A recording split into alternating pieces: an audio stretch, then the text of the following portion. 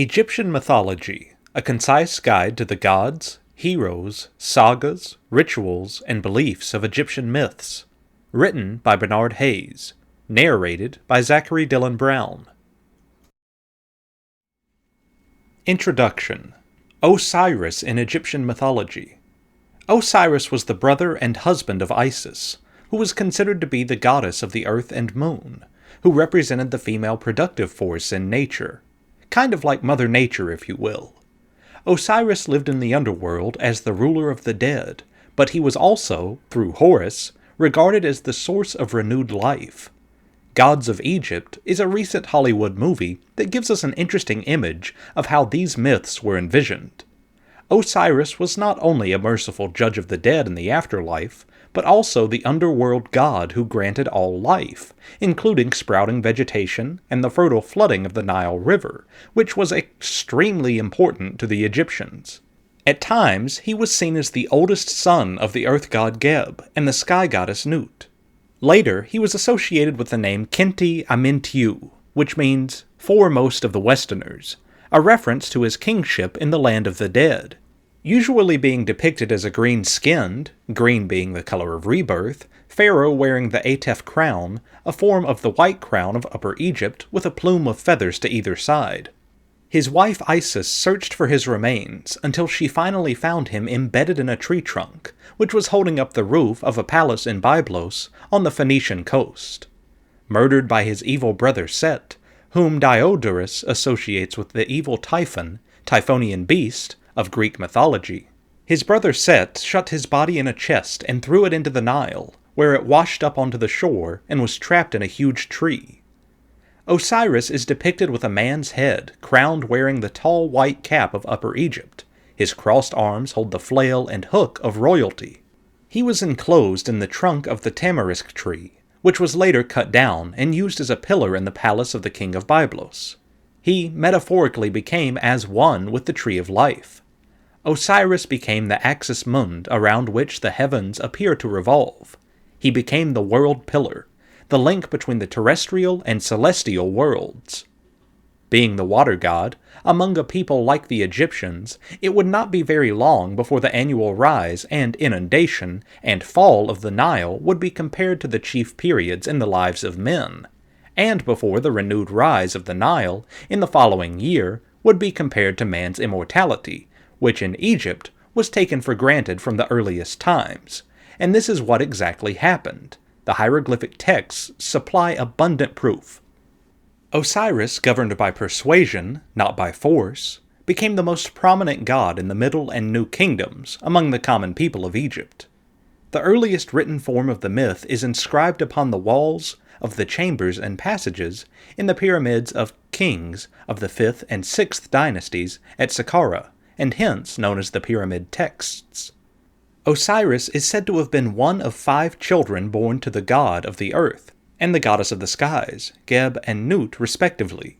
He had 4 younger siblings who would also play critical roles in his story, his brother Seth, and 2 sisters known as Isis and Nephthys. He died once again and descended to fully assume his duties as Egyptian god of the underworld. He remained as one of the most popular of all the ancient Egyptian gods to this day. Chapter 1. The story behind the main gods and goddesses of ancient Egyptians. The ancient Egyptians had over 100 gods. Each one had its own role to play in their life, symbolized a specific entity, and had a different appearance. Some gods and goddesses took part in creation. Some brought the flood every year. Some offered protection, and some took care of people after death. Religion was of great importance to ancient Egyptians. It touched every aspect of their life. The Egyptians lived in fear of the malicious spirits and their gods' dissatisfaction. That is why they believed it was essential to worship and adore these gods and goddesses in order to have a good and smooth life and afterlife. Ra is the god of the sun and is known as the king of the gods. His symbol is a falcon crowned with sun disk. In his boat he named the bark of millions of years. He sailed across the heavens. It was said that at the end of each day, Ra died and began his journey through the underworld as the moon lit the light above. The boat would continue to sail through 12 doors, which would represent 12 hours, and then Ra would be born again. He was the greatest of the gods, and had a secret name that no one knew but himself. But as he started to grow older, in a way he would drool, and Isis would collect the drool and turned it into a snake. She then put the snake in Ra's path, so when he would come across it, it would bite him. No one could heal him. Isis made a deal with him that if he told her his secret name, she would have enough power to heal him. He would not give up his name, until the pain was so excruciating he gave up the name. So Isis acquired some of the magical powers of Ra. Horus is one of the most famous ancient Egyptian gods. He was the god of the sky. He ascended across the earth and its tenants. Just like most Egyptian gods, Horus was identified in many different forms, but he was always accompanied with the falcon symbol. It was said that in all forms, Horus was still known as the patron saint of the existing pharaoh, and that the pharaoh was frequently referred to as the living Horus. Horus brought Upper and Lower Egypt together as one when he slayed Set, the evil god of Upper Egypt, in revenge for his father and also brother Osiris. After that, each pharaoh was a manifestation as Horus, the ruler of two lands. There are several versions of the mythology of Horus. In the original stories, he was believed to be the son of Ra, and that the eyes of the original Horus were the sun and the moon. But in the newer stories, associations to a Horus Egyptian falcon god imply he was the son of Geb and Nut. The most well-known version declares that one of the several Horus immortals was in fact the son of Osiris. In this version, Horus's parents were Osiris and Isis, and before Horus's birth, Osiris was murdered by his competitor and also brother, Set. When Horus found out later, he was determined to get revenge. He tried to avenge his father with a war that lasted for 80 years. In one plot, it is said that Set extracted Horus's eye, which led to Horus's reference with his one-eyed symbol. Hathor is the goddess of joy, motherhood, and love. She looked after women and was also the goddess of dancing and music. Dead women were classified with Hathor just as men were classified with Osiris. But Hathor didn't only have one side. She was also the destructive sun goddess, the Eye of Ra, known as Sekhmet. Mankind chuckled and joked about Ra, so Ra sent down Sekhmet in fury. He wanted to penalize mankind, but Sekhmet started to murder the men and drank their blood. Ra was getting worried, and so he dyed some beer red to give the appearance of blood. Sekhmet saw the beer and drank it, mistaking it for blood, and then she fell asleep, and when she awoke, Ra had influenced her to stop the annihilation. Geb is an earth god, and Nut was the sky goddess. As the starry sky was Nut's body, which extended from the horizons, Geb was the earth which lay underneath her. When it is daytime, Geb and Nut are segregated, until the hours are past and they come together to form the night. Although Ra was married to Nut, Nut was secretly in love with Geb. Ra had found out, and had told Nut she could not give birth to his children 360 days of the year. Miserable, Nut went to Thoth, the god of wisdom, to seek out help. Thoth took some light from the moon, and managed to make 5 new days, so we now have 365 days a year. On those 5 days, Nut had given birth to 5 children. The pharaoh's reptilian entourage, reptiles throughout Egyptian mythology. Reptiles have always been associated with mythologies. Different kinds of reptiles have existed on this planet, and all of them have been associated with certain symbols in various pagan religions. In Egyptian mythology, different types of aspects of human and societal development have been associated with reptiles. Reptiles have been ascribed with possessing magical and supernatural powers. Reptiles throughout Egyptian religion have also been ascribed with certain powers and associated with certain symbols. In ancient Egypt, the snake was considered as the pharaoh's reptile. In Egyptian mythology, Re was one of the primary gods whose head was that of a serpent. The pharaohs often had the symbol of the snake on their crown. The cobra also gained a sacred status by Egyptians. The cobra, which is known for its famous posture of expanding its upper neck in aggression, was ascribed with the gift of immortality. Cobras have been inscribed on several Egyptian monuments built during the Old and New Egyptian kingdoms. Lizards have been associated with the sun in Egyptian mythology. It is believed that lizards during spring climb on the east walls and always face the east. The sight of a blind person might also return with the movement of the lizard. The lizard in ancient Egyptian mythology has represented good luck and divine knowledge. This was derived from the deep veneration for the Hermes and Serapes. While the lizard brought good luck, the turtle was associated with drought. The turtle was considered to be the foe of the sun god. Turtles also depicted the flow of the Nile River in ancient Egyptian mythology. Crocodiles have also found a place in the Egyptian mythology. Crocodiles were associated with negative aspects of human nature. It represented the Sebek linked with deceit, duplicity, passion, and betrayal. However, in some parts of Egypt, the crocodile is associated with the sunrise and the flooding of the Nile River.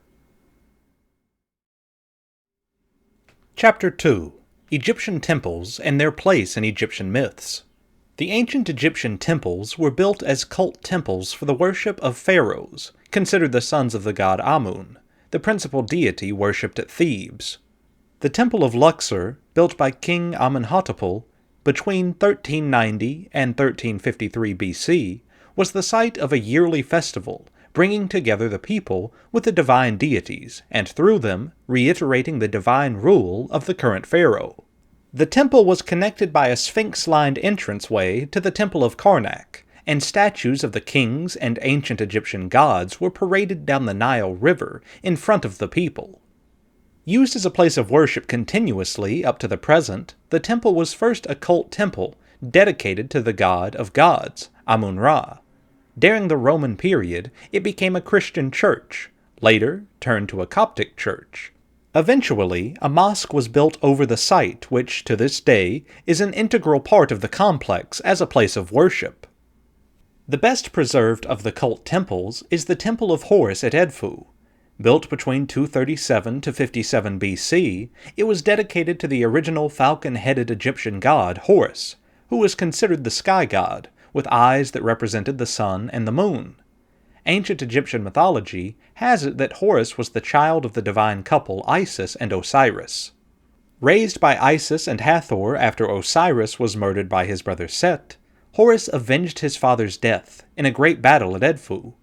Horus took the throne, with Osiris reigning through him from the underworld. Thus, all pharaohs claimed to be the incarnation of the living king Horus. The annual festival of coronation at Edfu reenacted the divine birth of Horus and empowered the reigning pharaoh. The temple of Abu Simbel, built by Ramses II in 1257 BC, in what was known as Nubia, was dedicated to the sun god Re. This rock-cut temple is the greatest massive facade of the 7 temples built by Ramses II, and is dominated by 4 colossal seated statues of the pharaoh and smaller statues of his family. Among later cult temples built on the east banks of the Nile are those of Kom Ombo and the Temple of Philae. These temples, built during the Ptolemaic and Roman periods, still followed the more ancient practice by which temples of worship were erected on the east banks of the Nile, associated with life, while the west bank, linked to death, were the places of tombs and funerary rituals. The unusual double temple of Kom Ombo was dedicated to Horus, the falcon god, and Sobek, the crocodile god. A favored spot of crocodiles basking in the sun, Sobek protected locals from the threat of crocodiles. The best preserved Greco-Roman temple of Philae was dedicated to the goddess Isis, the mother of God, the giver of life, healer, and protector of kings, who was a cardinal figure associated as well with funeral rites in the ancient world. Sunrise and its importance in mythology. Sunrise in one's life depicts the heralding of a new beginning. May it be the clock striking midnight to mark one's birthday, or the day of a special occasion, like an anniversary or a wedding. Sunrise brings hope, and as a very popular Indian saying goes, every night is followed by sunrise, which means that every period of darkness and trouble is followed by a sunrise, which will bring a solution and a time to celebrate. Sunrise and the sun gods have played important roles for centuries through the mythologies of various cultures. The Greek, Chinese, Indians, Egyptians, and many more have given the sun much importance, So let's look at the impact the sun has had on mankind for centuries, depicting its importance to all. Chinese mythology. The Chinese believed that there were 10 suns, and one used to arrive as the other one used to leave to bathe. There are many versions of this story, but this is how the most popular version goes. This is from the chapter called The Systems of the Heavens by Huainan Zhu, with a little addition by other scholars of that time. The 10 suns used to bathe in the Tiang Valley, where the leaning mulberry, the tree, stood tall. The 9 suns stayed on its lower branches, whilst the 10th sun resided on its top branch. Another version goes that in the middle of a great wasteland there was a mountain called Ni Yao Chun Ti, next to which was the Yang Valley. Next to the Yang Valley was the leaning mulberry, which was an old 300 leagues tall tree with mustard plant leaves. On this tree one sun arrived, borne by a crow, sometimes 3-legged, as the other sun left. The whole process of sunrise to sunset from Yang, Sunny Valley, or Yu Yuan's riverbank, to Ming Valley covers 9 provinces and 7 halts, depicting times during the day. Greek mythology. In Greek mythology, Helios personified the sun. The Greek poet Homer often called him only the Titan, or Hyperion. He wrote that Helios was the son of the Titans Hyperion and Theia, and described him as the brother of the Selene, the goddess of the moon, and of Eos, the goddess of dawn. This is also what is believed to have given birth to the common Greek words for the sun, moon, and dawn. Helios was believed to be a handsome god, who had a crown of shining aureole of the sun, and he drove the chariot of the sun every day across the sky, to the earth after circling Oceanus, and then after passing the world ocean. He returned east at night time. It was believed that the chariot of the sun was drawn by solar steeds or fire-darting steeds that were later named Phlegon, Eos, Pyrrhos, and Aethon. Egyptian mythology. The god of the sun in ancient Egypt was called Ra, pronounced Ra, or sometimes even as Re. He became a major deity by the 5th dynasty, and was primarily identified as the midday sun god, as there were other deities that depicted other positions of the sun. Ra changed over time, and soon came to be recognized as the god of all the times of the day. The cult of Ra was based from Heliopolis, which means the city of the sun. Ra was also later merged with another god, Horus, and was called Re Horaktri. He was believed to command the earth, sky, and the underworld. He is associated with the falcon, which was the symbol of the sun deities, and is represented by the sun disk as his symbol. Chapter 3. Ancient Egyptian Culture and Myths. Religious Life. For the ancient Egyptians, the universe was composed of dualities, fertile and barren, life and death, order and chaos, held in a state of equilibrium by the goddess Mat. To maintain this balance, they built enormous temples dedicated to the gods. Hieroglyphs. Hieroglyph means sacred carved letter, and refers to the beautiful pictorial script used by the ancient Egyptians. Hieroglyphs can convey complex information. They can be read right to left to right, or top to bottom. The cult temple. At the center of every settlement was a cult temple. These temples served as a storehouse of divine power, maintained by the priests. The temple was also an economical and political center, employing large numbers of the local community, and serving as a town hall, medical center, and college. The mortuary temple. In addition to the local cult temples, each pharaoh also built a mortuary temple to serve as a place where, following his death, offerings could be made for his soul.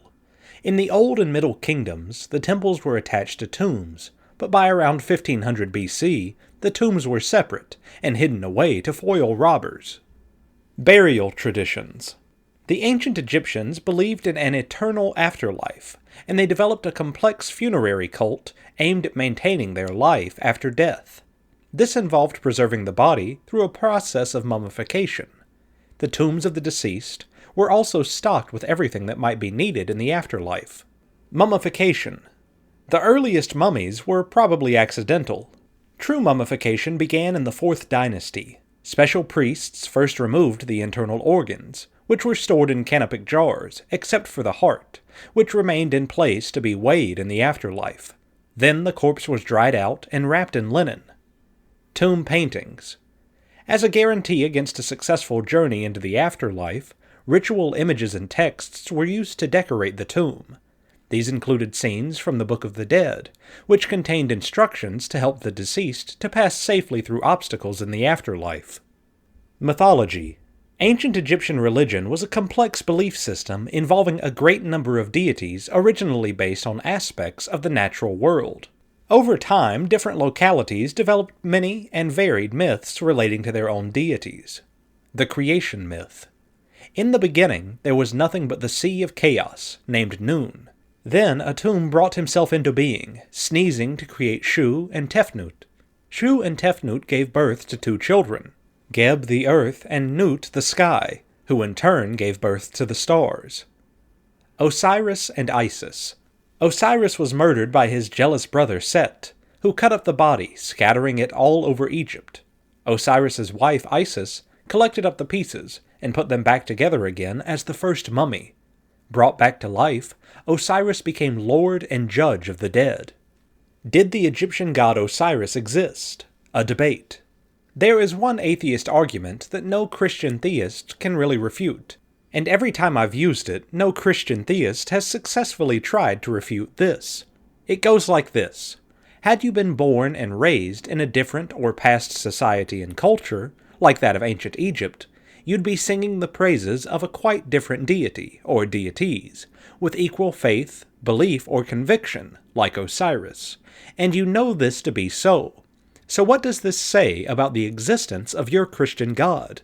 So how would my all-too-frequent debating colleague known as MG react to this? Well, MG raised the issue of the existence of Osiris, a god within the pantheon of the ancient Egyptian deities. MG.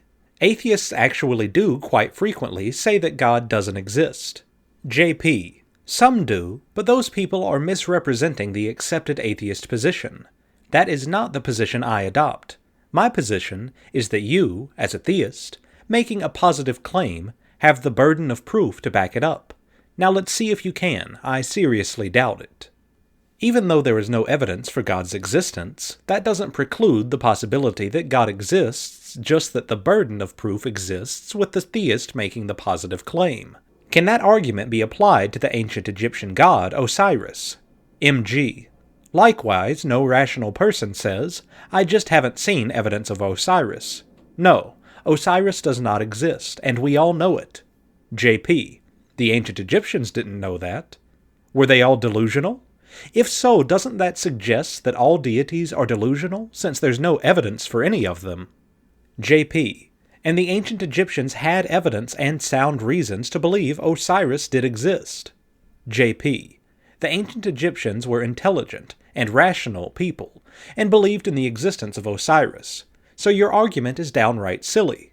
No matter how you slice and dice things, a lot of people, as rational and as intelligent as you, believed in the existence of Osiris. Who the heck do you think you are to pass judgment on them? MG. We have evidence and sound reason to believe Osiris does not exist. JP. Who is we? Speak for yourself. Regarding the ancient Egyptians and Osiris, so what makes you think that you're better, more intelligent, and more rational than they were? A bit up yourself, yes? But further to the point, you are an atheist when it comes to Osiris.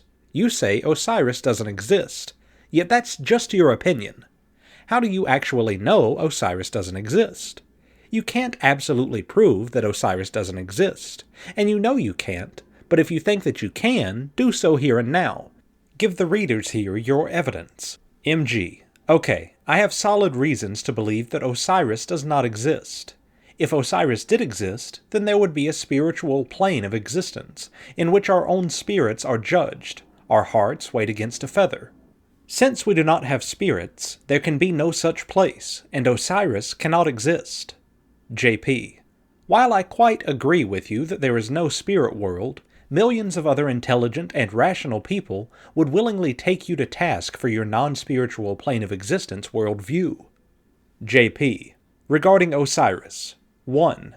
Osiris may have been an actual human whose legend has, over the centuries in ancient Egypt, been blown out of all proportion with the telling and retelling and re-retelling of his story. 2. If we're simulated beings, then Osiris had the same degree of virtual reality as you now have. 3. Osiris may have been an ancient astronaut. He is frequently depicted having green skin. 4.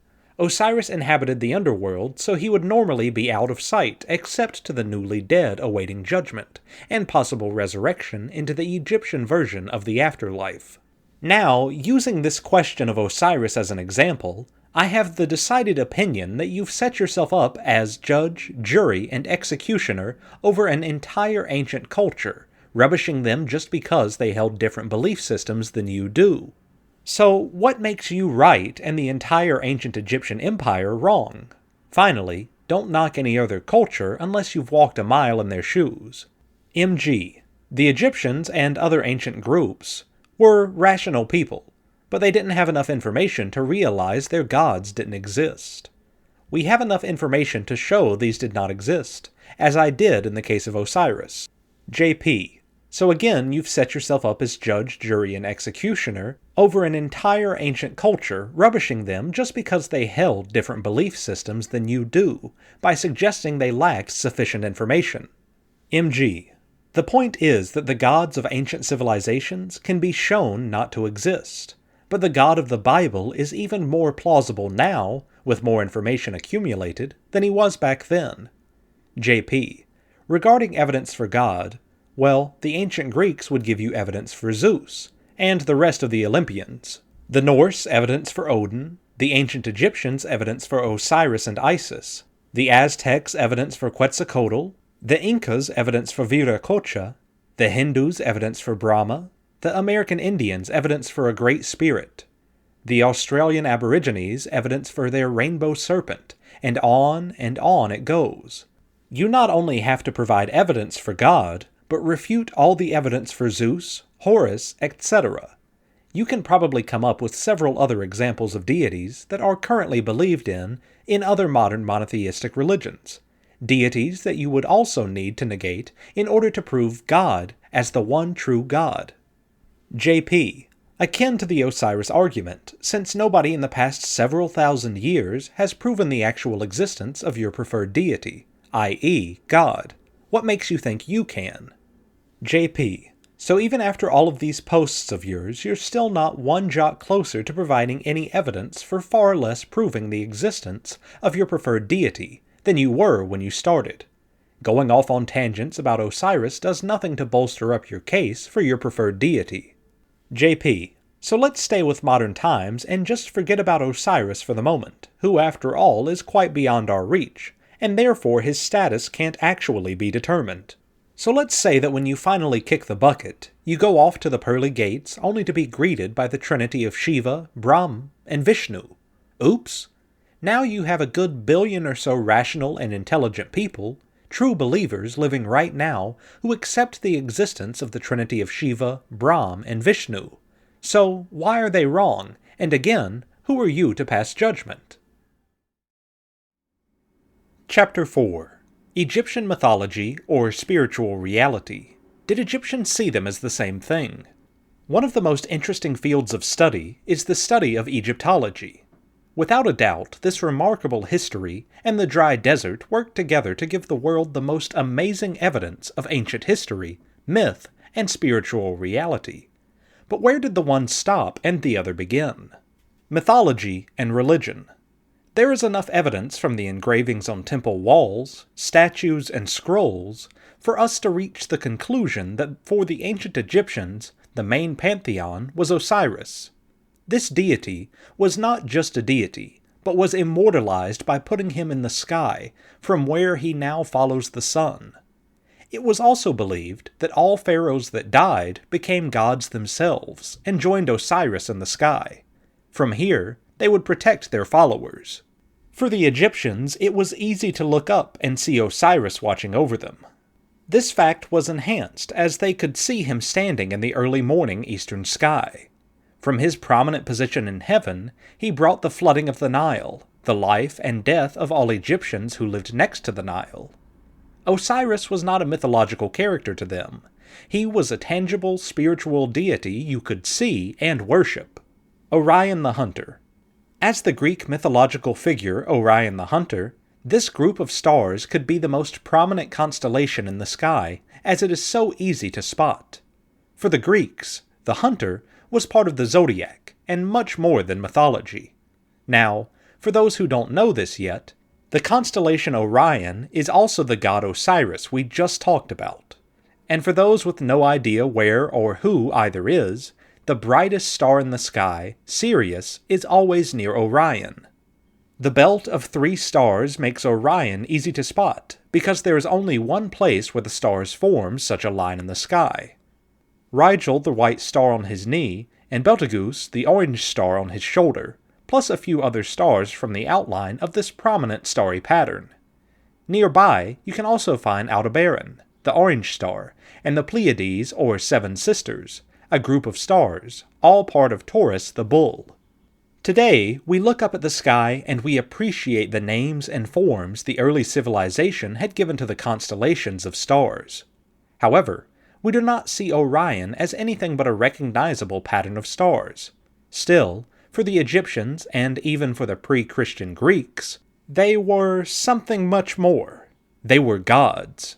We have moved away from looking at the stars and seeing them as gods, but when we see the procession of druids at Stonehenge during an eclipse or around the solstice, we wonder how far we have moved from the earlier beliefs. Anubis and the Egyptian afterlife. The gods of Egypt are among the most ancient deities known, and among them, Anubis may well be the oldest.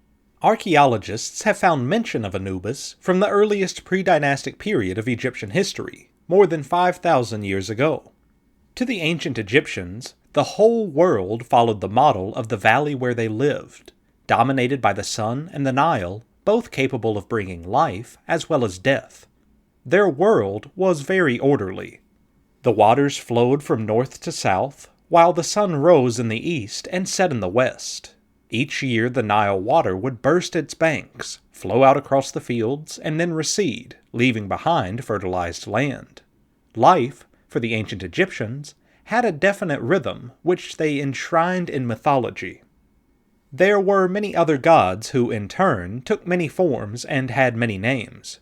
Each district and settlement had its own gods and myths. However, some gods were common to all areas of the country, and as a result, these are the best known today, namely Osiris, Isis, Anubis, Bes, Ma'at, Kum, Set, Hathor, Bastet, Thoth, Sobek, Amun-Ra, Mut, and Khonsu.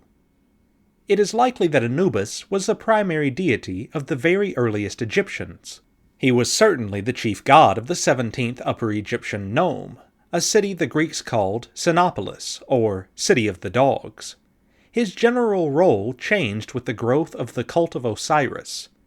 Myth said that Anubis was the son of Osiris, not by Isis his wife, but by Nephthys, who had disguised herself as Isis. Worried about her own husband's anger at her giving birth, Nephthys then asked Isis to become Anubis's foster mother. In modern times, Anubis is known primarily as the god of the dead, but this has connotations which are quite missing from his role in Egyptian religion. The afterlife was very real to the ancient Egyptians, and they spent a great deal of their lives preparing for it, believing that when they died, they would travel to Duat, the underworld, to be judged. The journey was understood to be difficult, so many spells and incantations were required to help them find their way. These were written in the Book of Coming Forth by Day, often known as the Book of the Dead, which was placed inside the coffin.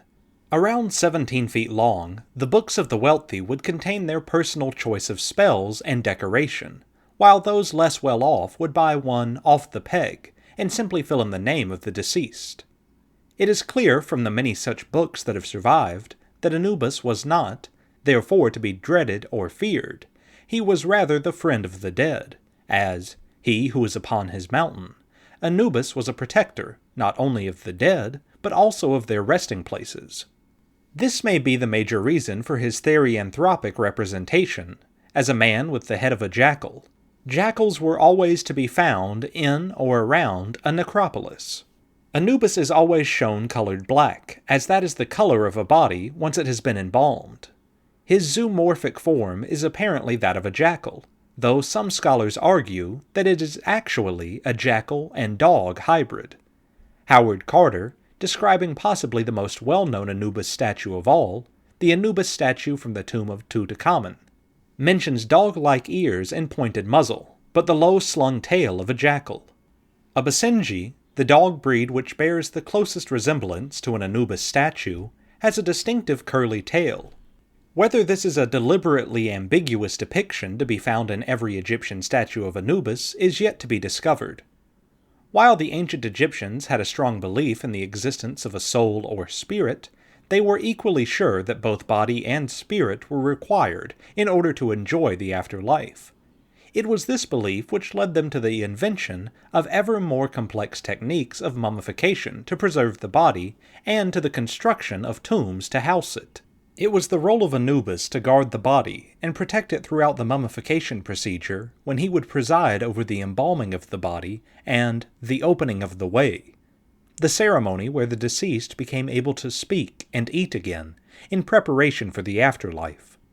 For this reason, an Anubis statue, more so than any other Egyptian statue, was usually found in every tomb. Anubis's final and perhaps most important role was to guide the deceased through the underworld, to the Hall of Two Truths, where he, always shown as a heart, could be judged. The belief was that every person, including pharaohs, would be required to weigh his soul against the feather of Maat, the goddess of justice. As guardian of the dead, Anubis checked that the scale was exactly horizontal before the judgment began. If the soul was too heavy, it was Anubis's job to give the deceased to Amit, a dreaded demon who would destroy the deceased forever. But if the judgment was favorable, the deceased was viewed as having led an upright and honest life, and was welcomed by Osiris to the afterlife. Whether as a jackal or a jackal-headed man, an Anubis statue was part of every Egyptian home, reassuring the occupants that even in death they would have a fair and just guardian and protector to guide the way to immortality. The mythological significance of turtles. Shetu, Sheta, Ayodel, Ak, Tuki, Gui, Kame, Supan, Kasyapa, as well as the more familiar Honu, Shelon, and Tetsudo, are all words that have been used from prehistoric times to designate one animal, the turtle. This is not surprising when we consider that the turtle is one of the first animals to have lent its traits to the world of myth. Prehistoric and ancient men felt that animals predated and outwitted them, and therefore attempted to mimic their behavior. Early humans believed that gods and other higher beings, such as culture heroes and tribal ancestors, manifested themselves through animals to teach them about life's mysterious ways. The turtle is no exception. Throughout time, various cultures praised its resilience, patience, and wisdom as qualities one should strive for, and as such incorporated the shelled animal into their respective mythologies. As a long-lived and hard-shelled animal, the turtle became the perfect world sustainer, while its excellent swimming abilities turned it into the perfect world maker. To the Mesoamerican peoples, the connection between Earth and the hard carapace of the turtle was even more complex, as the latter was seen as the magical place where dead men dwell, and whence they are able to resurrect. Some cultures, such as the Chinese, believed that the beautiful markings on the turtle's shell held the deep mysteries of the universe, and helped them spark the invention of writing. Carefully looking at the night sky, many cultures imagined the shape of the turtle standing out from the multitude of stars, and whole stories of gods, heroes, and wondrous adventures were thus woven around the figure of the shelled animal. Mostly regarded positively, the turtle played at times the role of trickster, and was even seen as a malevolent being. The case of ancient Egypt is best suited to illustrate this point, because of the damage it caused to people's livelihoods, and of its shadowy behavior. The Nile's soft shell was considered an evil being. The ancient Egyptians feared it, and carried turtle-shaped amulets to protect themselves against the demonic powers of the turtle. However, a turtle's looks were not the only traits that populated early and ancient mythology. Its non-physical features were also important. To the Romans, a turtle's patience and, above all, quietness were seen as essential qualities of the perfect, subdued wife. Even though the specifics of its symbolism may elude us now, the turtle's lengthy lifespan and sense of wisdom are elements that are still recognizable today, as they were long, long ago, in prehistoric times. Gold's role and significance in mythology. Gold has a complex and a long history. It was discovered about more than 5,000 years ago. It soon emerged as a power symbol and caused individual and national obsession, and the destruction of cultures. There are many myths attached with gold since unknown times. Due to its high value, not too many people were able to touch it, or took it in obsession. Therefore, they started creating stories and tales about its mythical and magical powers. They thought that it had some divine power that are only gifted to kings and queens.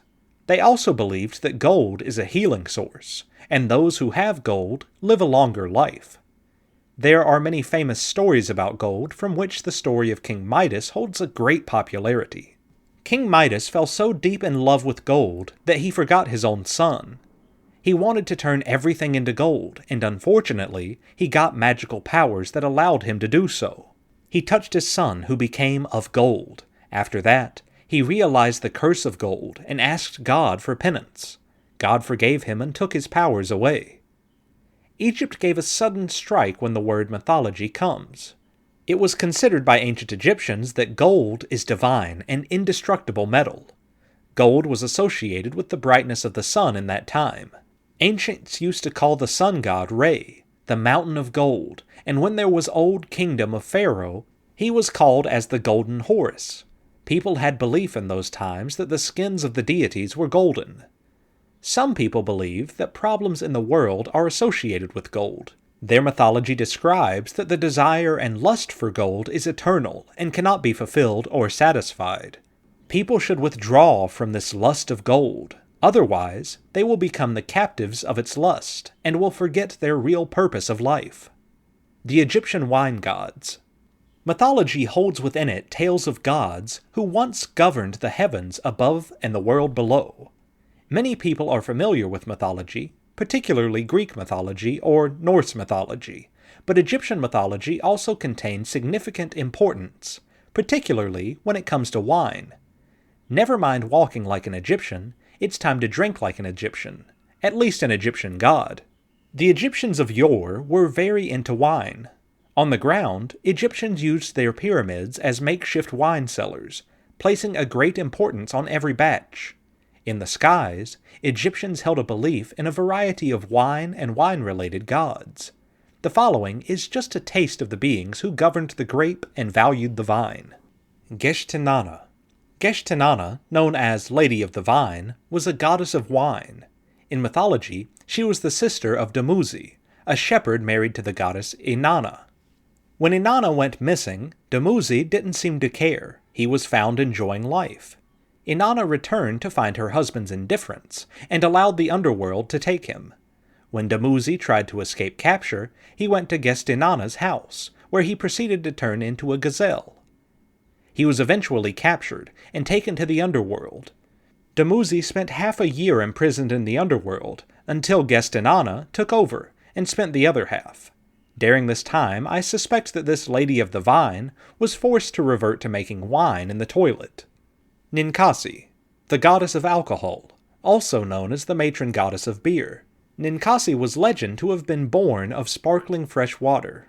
Her duties as goddess of alcohol included satisfying desire and calming the heart. Ninkasi was the daughter of Ninti, the queen of Abzu, and Enki, the lord of Nudimid. I'm not really sure what her parents' clout means in present day, but I think it's kind of like being a Hilton. Asar. As the Egyptian god of agriculture, Asar, spelled Osiris in the Greek language, was responsible for both wine and beer. He was also known as the Egyptian god of life, death, and fertility. Seeing how he was one of the oldest gods, he had a lot of time to build up his resume. Appearing in pyramid texts as far back as 2400 BC, Asar was a granter of life and a grower of vegetation. But he was also a benevolent judge in the afterlife. It was believed that those who passed on became associated with him. A leader of the divine, Asar was a virtual god among gods. Reninantet. As a goddess of the harvest, Reninantet was a deity particularly important to grape growers. This made her a goddess of wine and led to many people sacrificing to her during times of harvest, hoping that their sacrifices would lead to fertility and growth. She was sometimes viewed as the wife of Sobek, who was often credited with annually flooding the Nile and allowing harvesting to take place. Coincidentally, this allowed him to also be viewed as a wine god, leaving me to believe that Reninantet and Sobek's wedding must have been open bar. Wine gods likely exist in all kinds of mythology. The Egyptians are just a tasting. Whichever mythology a wine god is rooted, chances are each one will agree that the greatness of wine is as far away from a myth as possible. Ancient Egyptian gods were an important part of ancient Egypt. Ancient Egyptian gods were an important part of ancient Egyptian religion. This belief was so strong in ancient Egypt that throughout the nation's history various pharaohs would stop at nothing to ensure the public believed they had received the divine right to rule from the gods themselves. They tried to understand their place in the universe, and their mythology centers itself on nature, the earth, sky, moon, sun, stars, and the Nile River. This is where the cosmic creation of Egyptian myth began. Ancient Egyptian mythology states that in the beginning of time, everything began with Nu. Unlike other ancient cultures whose gods looked somewhat like people, Egyptian gods had animal heads. Ra was the most important of the gods. The worship of Ra really began when the Egyptians began building pyramids to and for Ra. They believed that Ra was the creator of the world and of life. Ra, the god of light, was often referred to as the Great Cat. In ancient Egypt, family members shaved their eyebrows in mourning when the family cat died. In those days, killing a cat was a crime punishable by death. The cat was considered sacred, and worshipped by mummitizing them before burial. In one ancient city in Egypt, more than 300,000 cat mummies were found. Anubis is frequently the deity referred to as the god of death. Like many other ancient Egyptian gods, Anubis is most frequently associated with the jackal, an animal that is representative of tombs and death. Despite all the other ancient gods, Anubis received the most cult worship in the city of Sinopolis. In a mythological tradition that encompasses innumerable Egyptian gods, Anubis is seen as the guide who directs the dead either to Osiris or the worst fate of Ammit. Rather than any of the other ancient Egyptian gods, Anubis was chosen to take a prominent place in the tomb of King Tutankhamun. Anubis is also sometimes known as Anpu and Inipu, and is believed to have been married to Anput, according to popular Egyptian mythology. It is believed that of all the ancient Egyptian gods, Anubis is perhaps one of the oldest. Many tales suggest that Anubis might even outdate Osiris, one of the most prominent of the Egyptian deities. During the 3,000-year history of the polytheistic religion of Egypt was comprised of a very complex system of Egyptian gods and goddesses. Even the Egyptians recognized the difficulty of following the multitude of gods and goddesses as early as the Old Kingdom. The Egyptian gods can be divided into two main categories: household gods and local, state, or national gods. Horus, the Egyptian falcon god, is known by many names throughout Egypt. However, he is most commonly associated with the falcon. Set, the Egyptian god, is also referred to as Setik and Set. He was often believed to be in conflict with Horus, the Egyptian falcon god. At various times throughout the history of Egypt, the two deities competed for popularity and power among the Egyptian people. One of the most famous legends involving Isis putting the body of her husband back together after he was killed by Set, the Egyptian god, impregnating herself with his body and giving birth to their son Horus, the Egyptian falcon god. Ancient Egyptian crocodile gods are quite prominent within Egyptian mythology. Sobek is another well-known god associated with the crocodile. He is usually seen either completely as a crocodile, or as a combination between human form and crocodile, symbolizing the strength of the Egyptian pharaohs. The Sphinx, a Greek or Egyptian creation. On the plateau of Giza, facing the rising sun, the great Sphinx statue still sits. Visiting the site, it is impossible to be unmoved. The Sphinx is huge, 241 feet long, 20 feet wide, and 66.34. It is one of the oldest and largest statues in the world, but apart from those measurements, we know very little about it. No one knows for certain whose face the statue bears, who had it built, or why. We do know that the Great Sphinx is so old that the pharaohs, including Ramses II, regarded it as incredibly old and sent workers to restore it, as in their time almost all of the ancient statues had disappeared beneath the sands. Beyond that, there are no writings to mention its creation, and we don't know its name. Why do we even call it the Sphinx? Mythology tells of a mythical beast who had the body of a lion and the head of a woman. The beast guarded the town of Thebes, but this is Greek Thebes, not the Egyptian city of the same name. According to legend, this beast asked every passing traveler a riddle. Which creature in the morning goes on 4 legs, at midday on 2, and in the evening upon 3, and the more legs it has, the weaker it be? Anyone unable to answer the riddle was immediately strangled by the monster and eaten. According to legend, Oedipus escaped death with the answer: man who crawls on all 4s as a baby, then walks on 2 feet as an adult, then walks with a cane in old age. The monster then leapt from the cliff where she lived to her death. This monster the Greeks called a sphinx, from the Greek word which means to strangle. The result is that all such monuments of a mythical beast with the body of a lion, whether Greek status or Egyptian statues, are now called sphinx. Anyone who has looked at an Egyptian statue of a sphinx may be puzzled. This does not seem like a statue of a monster. Could there be some sort of mistake?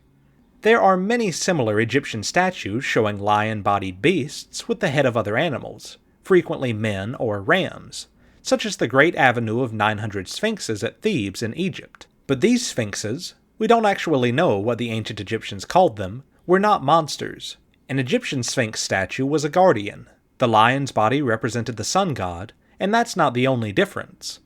A Greek sphinx statue shows a lion's body, a serpent's tail, and the face of a woman. The lion is seated, her front legs vertical, but her most outstanding feature is the pair of eagle's wings stretching out from her shoulders. Egyptian statues depict a prone leonine body, and usually have the head of a man or other animal. Most notably, they have no wings at all. It seems strange that this one word could come to represent 2 such different forms of ancient statue, but the Great Sphinx itself has even greater mysteries. In 1950, R.A. Schwaller de Lubbock's noted the marks of what he believed was water erosion inside the Sphinx enclosure. In 1989, a further investigation by geologist Robert Schoch revealed that the weathering had been caused by rain. Yet the average annual rainfall in the area since 2600 BC, when archaeologists believe the Sphinx was built, was only 1 inch. This has led a number of authors to state that the Sphinx is in fact far older than originally thought, and dates from pre-dynastic times, making this Egyptian statue over 5,000 years old. While many reputable archaeologists say this cannot be true, and give other explanations for the water erosion effect, the fact that no other building on the Giza Plateau shows any signs of this weathering leaves the question unanswered. While it may lack the flamboyance of a winged Greek Sphinx statue, the Great Sphinx is magnificent. We may not know its age or why it was so carefully chiseled from the rock of the Giza Plateau, but we are fortunate to be able to enjoy this ancient statue and its mysteries, and look forward to the day when they can be fully unraveled. Spiritual expansion. What are mystical gods and goddesses? There are numerous legends of how the earth and civilization were created. Each and every culture has its own gods and goddesses, many of whom seem to cross cultural lines in ancient mythology. The names of the gods, goddesses, and deities are different, yet legends are passed down from one generation to another. As with all things, legends of creation have stood the test of time, meaning there are stories that reveal the lives of mystical gods and goddesses as having once walked the same lands people walk today. In my way of understanding, for a story or legend to have survived so many thousands and thousands of years, there must be more to them than it would first appear. The word mystic refers to one who brings or shares new spiritual truths or knowledge and wisdom. It is also a truth that the sharing of these truths may not be new in the sense that they are newly discovered, but in the way they are being presented. A mystic is someone who utilizes all of his or her psychic senses, interweaving all they have learned and all they are through eyes of loving kindness and purity without judgment.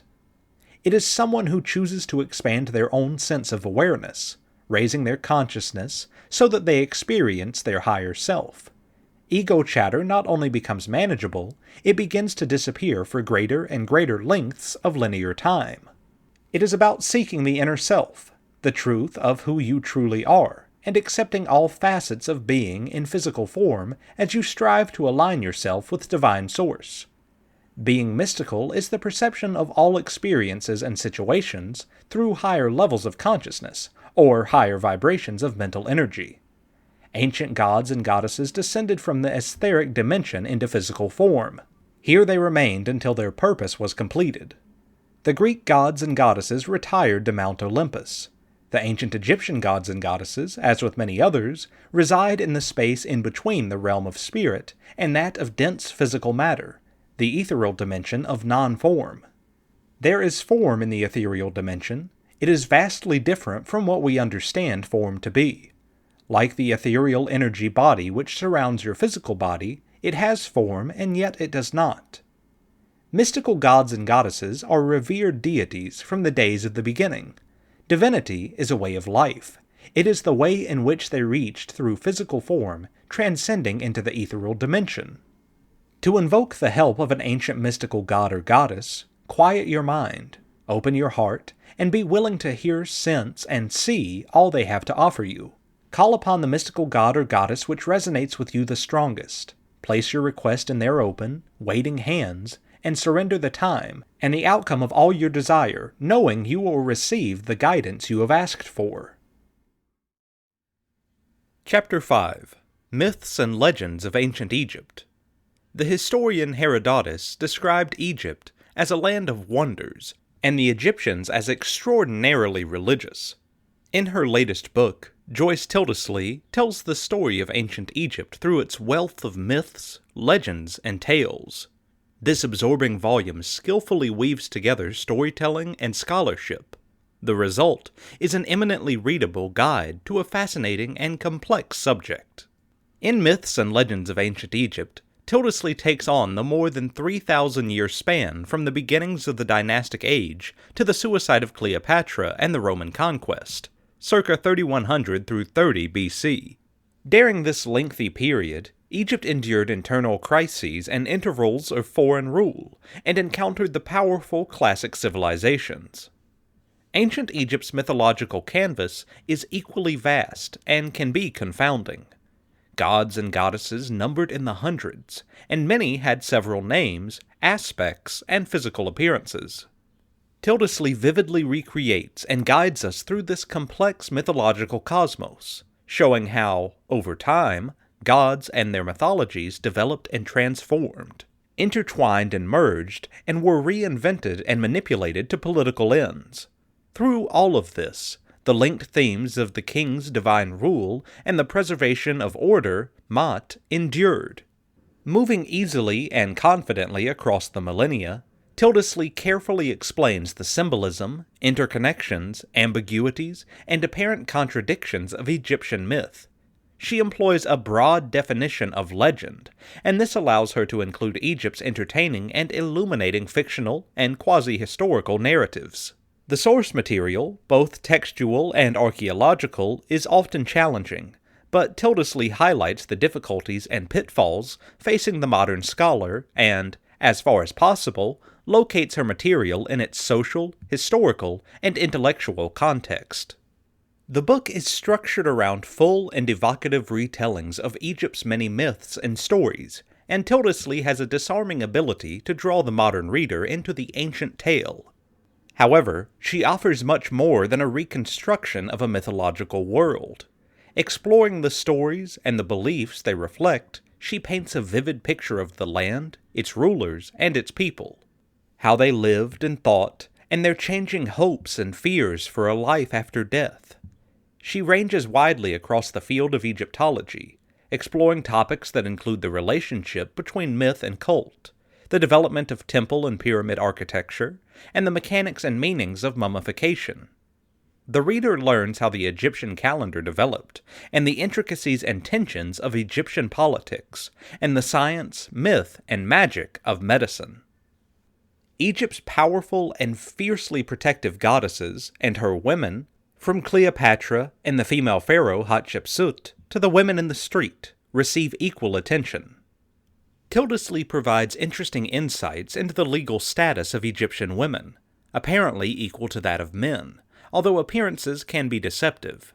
The realities of childbirth, the possibility of a now largely lost female oral mythological tradition, and the conceptualization of a woman's life after death in the context of a mythology that linked resurrection with male sexual potency. Myths and Legends of Ancient Egypt is stylishly written and attractively presented.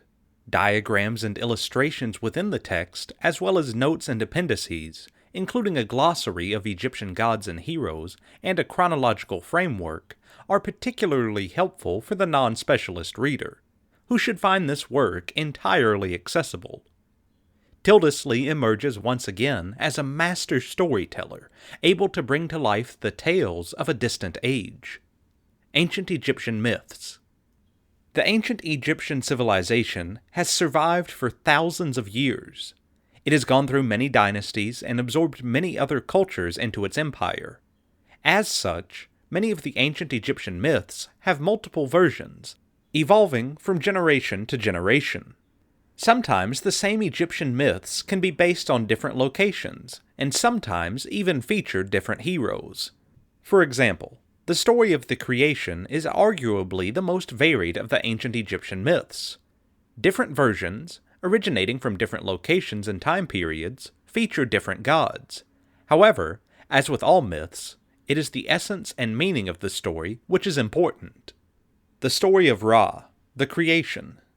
In the beginning, nothing existed in this world, except for a watery chaos. This liquid essence, from which all things would emerge, was known as Nun.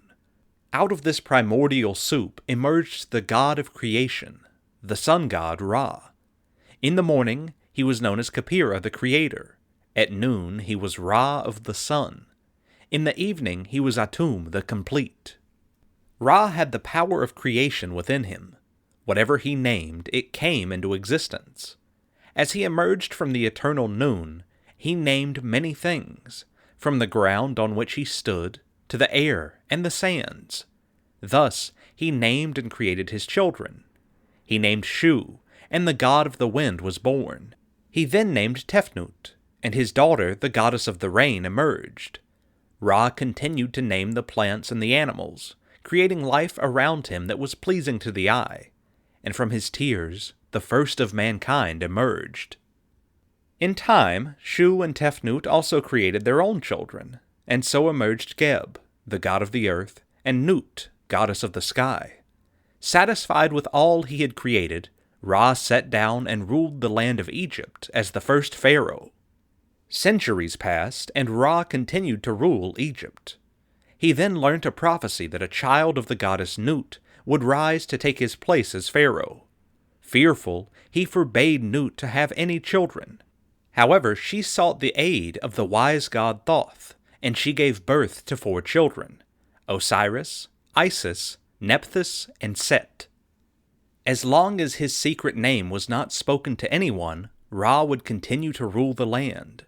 Once it was revealed, he would have to leave the earth and only rule from the skies. The other gods knew this, and Isis, sister and wife of Osiris, was determined to learn Ra's secret name.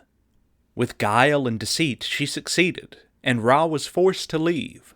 Thus the prophecy was fulfilled, and Osiris, son of Nut, became the next pharaoh.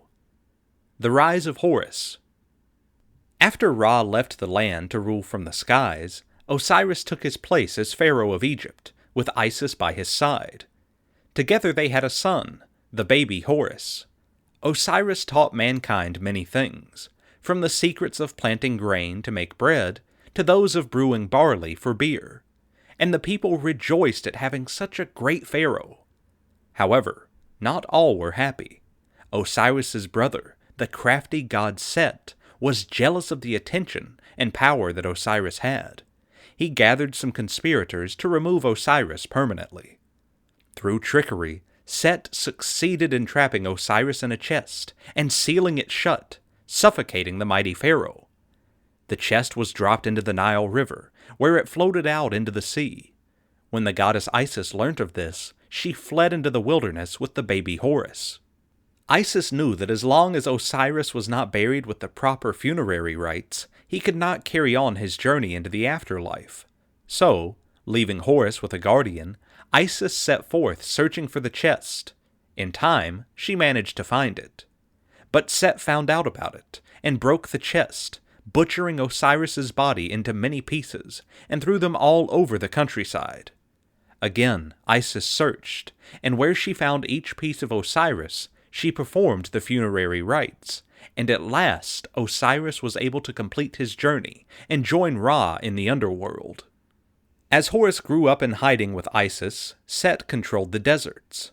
But Horus was guided by the spirits of Ra and Osiris, and soon was powerful enough to challenge Set.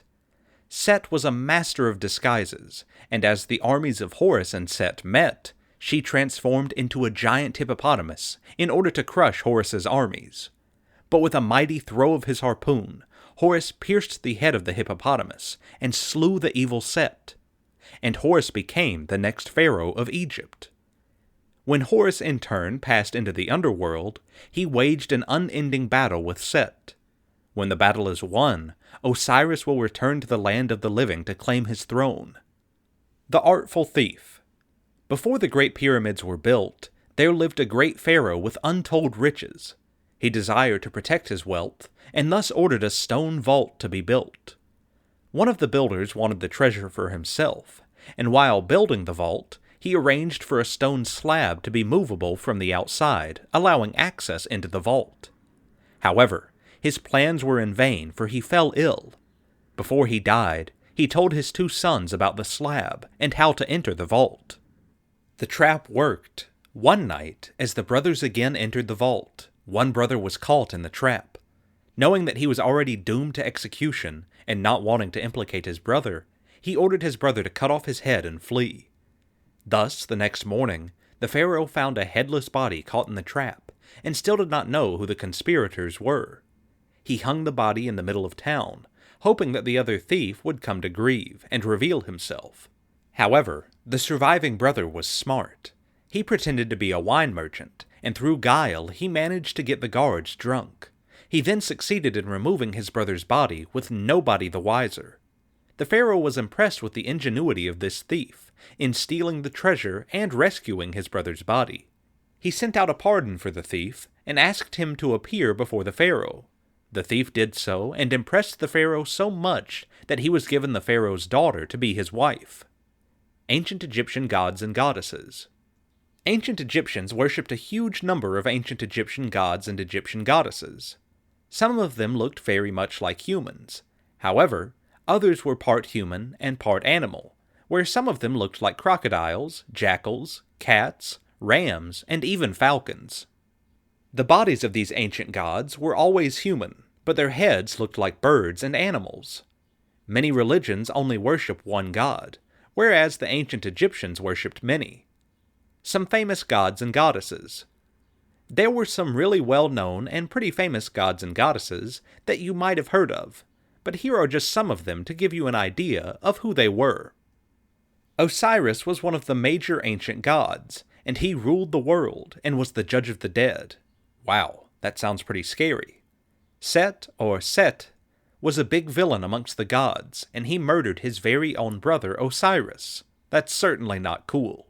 He was all about evil and darkness. It wouldn't be fun bumping into him on a dark night. The ancient Egyptian goddess Isis, the mother goddess, was the wife of Osiris and the mother of Horus, one of the heroes of the ancient Egyptian gods, who helped bring Osiris back to life. Now that's awesome. One of the most famous animal-headed gods was the ibis-headed Thoth, the patron of scribes, writing, and science, and the inventor of hieroglyphics. He must have been a pretty smart god, don't you think? You've probably heard about Anubis, the jackal-headed god, who is maybe one of the most famous gods. He was the god of the dead, tombs, and embalming. Wonder if he enjoyed his job. Another famous animal-headed Egyptian god was Sobek, the ancient crocodile god of strength and power. Obviously, he was seriously strong. Often, gods were shown as cats, too, and Bastet was one of the famous cat goddesses of ancient Egypt. Magic surrounded the Egyptian gods, and Heka was the god of magic and medicine. Heka was the son of Khnum, the ram-headed creator god of fertility. The scarab was an important symbol in ancient Egypt, and one of the gods, Khepri, was shown with the head of a scarab beetle. Symbols of Egyptian gods. Many ancient Egyptian gods had symbols which meant different things. As an example, there was the Ankh symbol, which meant eternal life. There was a pillar-like symbol, which was called a djed, and it was seen in hieroglyphics and meant stability. You'll see these in many pictures of Egyptian gods. There was also a long staff, called a scepter, and it was believed that it had magical powers, which symbolized divine power and authority. They certainly weren't gods to mess with. Other symbols associated with deities included the Ankh symbol that represented eternal life. There were some strange pictures of a human head on a bird, which symbolized the part of the soul called the Ka and Ba, and these were shown in scenes from papyrus, such as the Book of the Dead, which set humans apart from the gods of the underworld. The famous scarab beetle, seen on so many charms, amulets, and the jewelry of the Egyptian gods of ancient Egypt, was a sacred symbol of revival and creation of the Egyptian gods, suggesting ideas of transformation and bringing back to life. The Tree of Life was an important myth relating to the gods, which symbolized knowledge of the divine plan, and was the same as a map of destiny, or where you were meant to be in life. So, there is some background on the ancient Egyptian gods for you. We'll cover different gods too, so look out for those to learn even more. Amun. Amun was the ancient Egyptian god of the air, sun, and the sky. Amun was originally a local god, and then he became a member of the 8 gods, collectively called the Ogdad of Hermopolis. He then became a member of the 3 gods referred to as the Triad of Thebes. During the New Kingdom, Amun became the national god of Egypt, and the head of the state pantheon merged with Ra, the sun god, as Amun-Ra. He was so important that he was also merged with the fertility god Min, to form the god Amun-Min. He is shown in a number of ways, as a ram-headed man, a frog-headed man, and most commonly as a man with a double-plumed crown. Amun, god with blue skin. Now, that would be weird, having blue skin. Can you imagine what you would look like? Well, Amun, who as we know was the Egyptian god of the air, sun, and the sky, was originally shown with red-brown skin. However, there was a religious revolution involving the god Aten, and Amun's cult came back to life, and he was painted with blue skin, symbolizing his association with air and creation. Atum in ancient Egyptian history and religion. As the religious beliefs and culture of the Egyptians developed, some of their ancient gods were absorbed into each other to form new gods. The practice of creating new gods by combining them with old gods was called syncretism, which meant the blending of religious beliefs and practices to form a new system. Atum was first worshipped as a minor, local god. He then became a member of the 8 gods collectively called the Ogdad of Hermopolis. Atum and the Ogdad of Hermopolis. Religious cults were the basis of Egyptian religion. The names of the cults represented the number of major gods worshipped in the cult and the location of the cult center. The Ogdad of Hermopolis had 4 female pairs of water gods, the goddesses in the form of snakes or cobras, and the gods as frogs. The word Ogdad means 8. The 8 gods, the Ogdad, were worshipped in Hermopolis during what is called the Old Kingdom, between 2686 to 2134 BC. The names of the gods and goddesses came from the same names. Each pair represented the female and male aspects of one of 4 concepts of creation. Amunet and Amun represented air. Hehet and He represented eternity. Keket and Kek represented darkness. Nanet and Nun represented the primordial waters. Aten in ancient Egyptian history. During the period known as the New Kingdom, 1570 BC through 1070 BC, Amun became the national god of Egypt and head of the state pantheon, and merged with Ra, the sun god, as Amun-Ra. The status of Amun drastically changed during a religious revolution, when the pharaoh Akhenaten established the sun god Aten as the only god of Egypt.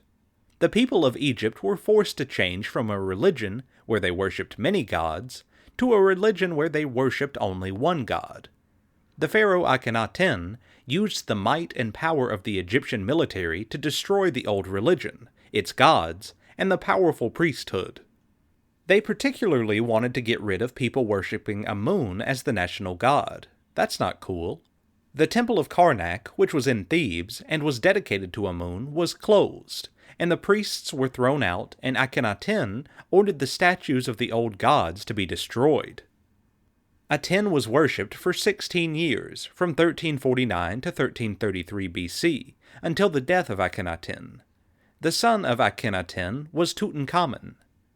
The boy king became the pharaoh, and was forced by the powerful priests of Amun to leave his home in Amarna, where they tried to get rid of all traces of Atenism and Akhenaten. The new young pharaoh changed his name from Tutankhaten to Tutankhamun, and returned to Thebes and the old religion with Amun as the chief god. By the end of the period of the New Kingdom, Thebes became known as Nutim, meaning the city of Amun. Speaking of Amun, the Amun crown. The symbols of Amun were the Amun crown and the ram-headed sphinx. The Amun crown had a flat-topped cylindrical crown base that was topped by tall, double ostrich feathers. The ostrich was a symbol of creation and light. Symbols of Amun. The ram-headed sphinx. The ram-headed sphinx is a strong symbol of fertility, and Amun is sometimes referred to as Lord of the Two Horns. The road to the Temple of Amun in ancient Thebes, now Luxor, was lined with ram-headed lion sphinxes, each one guarding between its front legs a statue of the pharaoh. There were 900 statues of the ram-headed sphinx at Thebes. The ram heads represented Amun, and was shown with the body of a lion, never winged, the hooves of a ram, or a goat, and the head of a ram. The ram-headed sphinx is called a cryosphinx, whereas the human-headed sphinx is now called the androsphinx. Now those are some words to try and wrap your head around. Bet you learnt something new. So now you know all about Amun, the powerful Egyptian god. Have we left anything out that you know? Share it with us. Interesting facts about Anubis. Anubis was the Greek name for man with a jackal head. Anubis was shown as having the head of a jackal, the tail of a lion, and the body of a human. Sometimes drawings showed him as a full jackal. He was often seen with a golden tie or necklace. The skin of Anubis is often seen as very dark black, or with a tinge of red. His flesh is a representation of the earthly energies with which he is connected. The color of his flesh is similar to that of the dark soil along the Nile. This rich, fertile soil was highly prized, and gave the ancient kingdom the name Kim, which means the Black Land. The color of Anubis could link him to Osiris, whose green flesh represents the fertile fields. Now, this is pretty gross.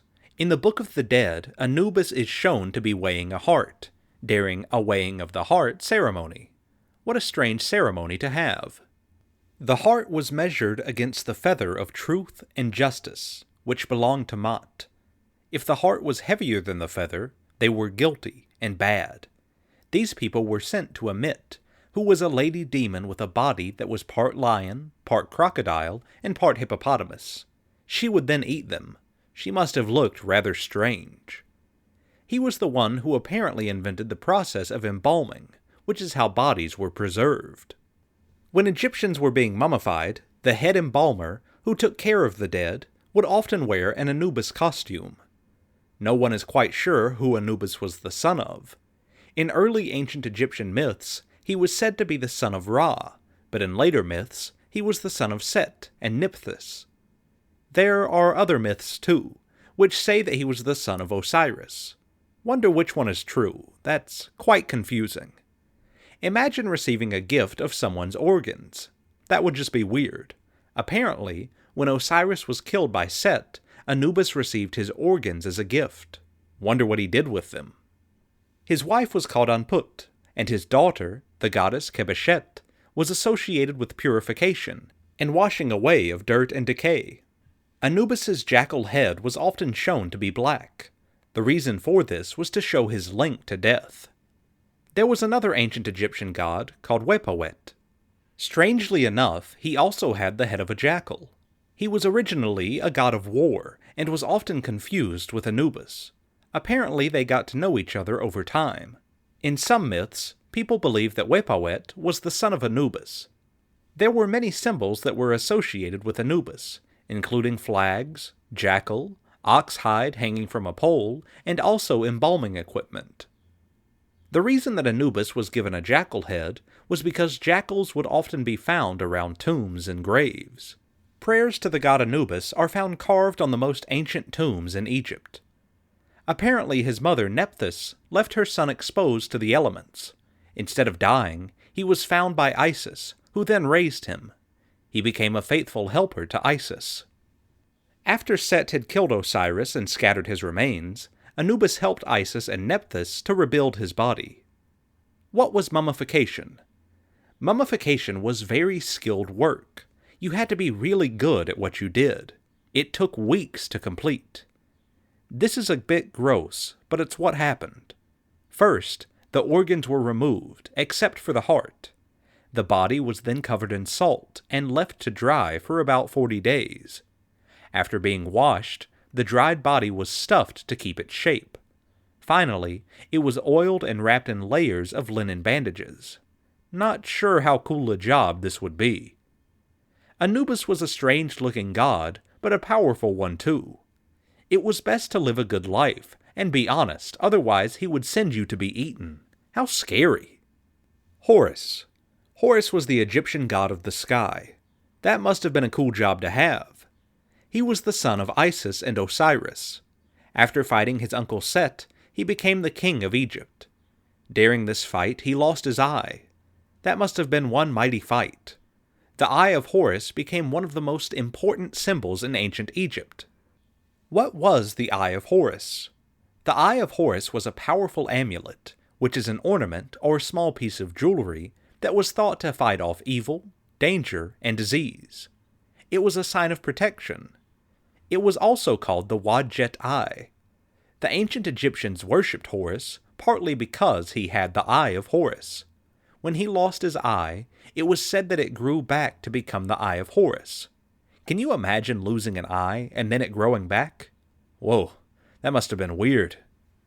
What did Horus look like? Horus was considered to be very handsome. He was normally shown as a falcon or a falcon-headed man, although sometimes he appeared as a falcon-headed crocodile. That's a weird combination. Sometimes he would take the form of a heavenly falcon, with his left eye being the moon and his right eye being the sun. His speckled breast feathers were the stars, and the down sweep of his wings created winds. He was also sometimes shown with a copper knife. Wonder what he used that for. He also normally wore the double crown to show that he ruled all of Egypt, and to show that he was related with the pharaoh. How was Horus worshipped? Horus was worshipped all over Egypt, especially in Pe, Bendet, and Kim, ancient Egyptian towns. There were heaps of falcon gods before Horus, but eventually Horus symbolized all of them. In Upper Egypt, which was the south, in the town of Edfu, there was a temple in the Ptolemaic, which was just for Horus. In Komombo, there was another temple for Horus, called the Komombo Temple. Horus was a good friend of Sobek. He was also worshipped as a guide to the pharaohs. He sure seemed important with all those temples for people to worship him. What was Horus's purpose? As we said, Horus was the god of the sky. The pharaoh ruling at any given time of Egypt was always the living image of Horus.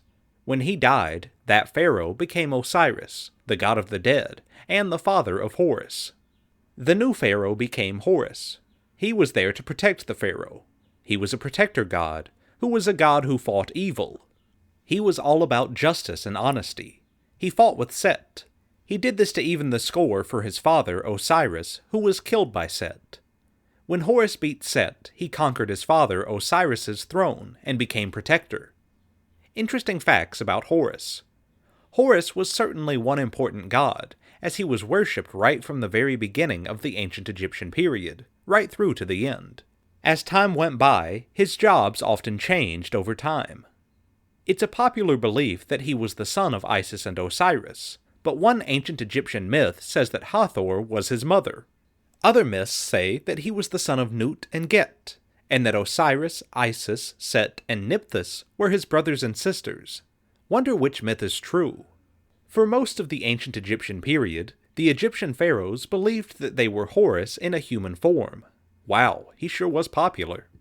The symbol of the Eye of Horus was often painted on boats to protect them from shipwrecks and storms too.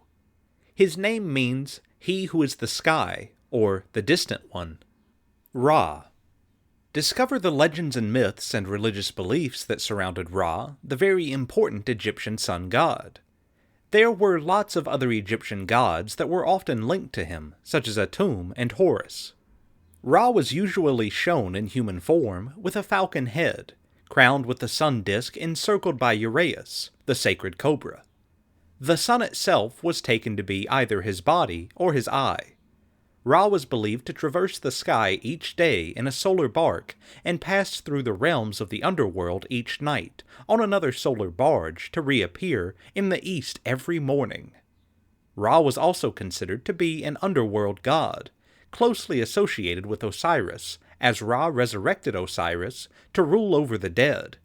In this capacity, he was depicted as a ram-headed figure. Ra in ancient Egyptian mythology. The sun gods. Ra, the Egyptian sun god, was a very old god, but there were even more ancient sun gods than him. As the culture of the Egyptians changed, so some of the gods were absorbed into new gods. Now that's rather strange. However, this way of creating new gods by combining them with old gods was called syncretism. Do you think you can pronounce that?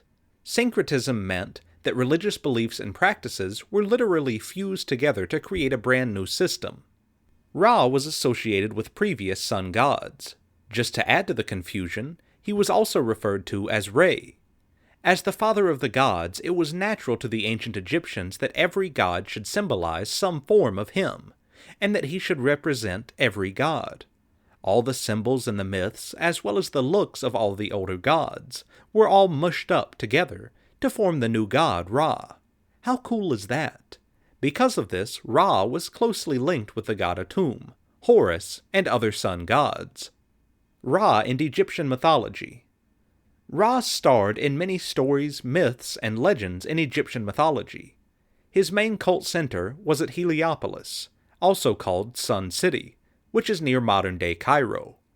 Ra was said to have created himself out of the mound that emerged from the ancient waters. He then created Shu, air, and Tefnut, moisture, who then created the earth god Geb and the sky goddess Nut. From Nut and Geb, the gods Osiris, Isis, Nephthys, and Set were born. Wow, that's pretty cool. Ra and the Pharaohs. The first ever mentions of Ra date all the way back to 2686 BC through 2181 BC. That was a seriously long time ago. Ra became so important that the pharaoh took to calling themselves the Sons of Ra. He certainly was important for that to happen. He was worshipped far and wide. The Egyptian kings and pharaohs had special pyramids, obelisks, and sun temples built in his honor. After his death, the pharaoh was said to rise into the sky to join the people who followed Ra. During the period 2040 to 1782 BC, Ra was linked to more and more gods and combined with them. By 1570 to 1070 BC, the worship of Ra had become more complicated, and people believed that Ra aged with the sun. The walls of tombs showed Ra's journey through the underworld, carrying the prayers and blessings of the living with the souls of the dead on the sun boat.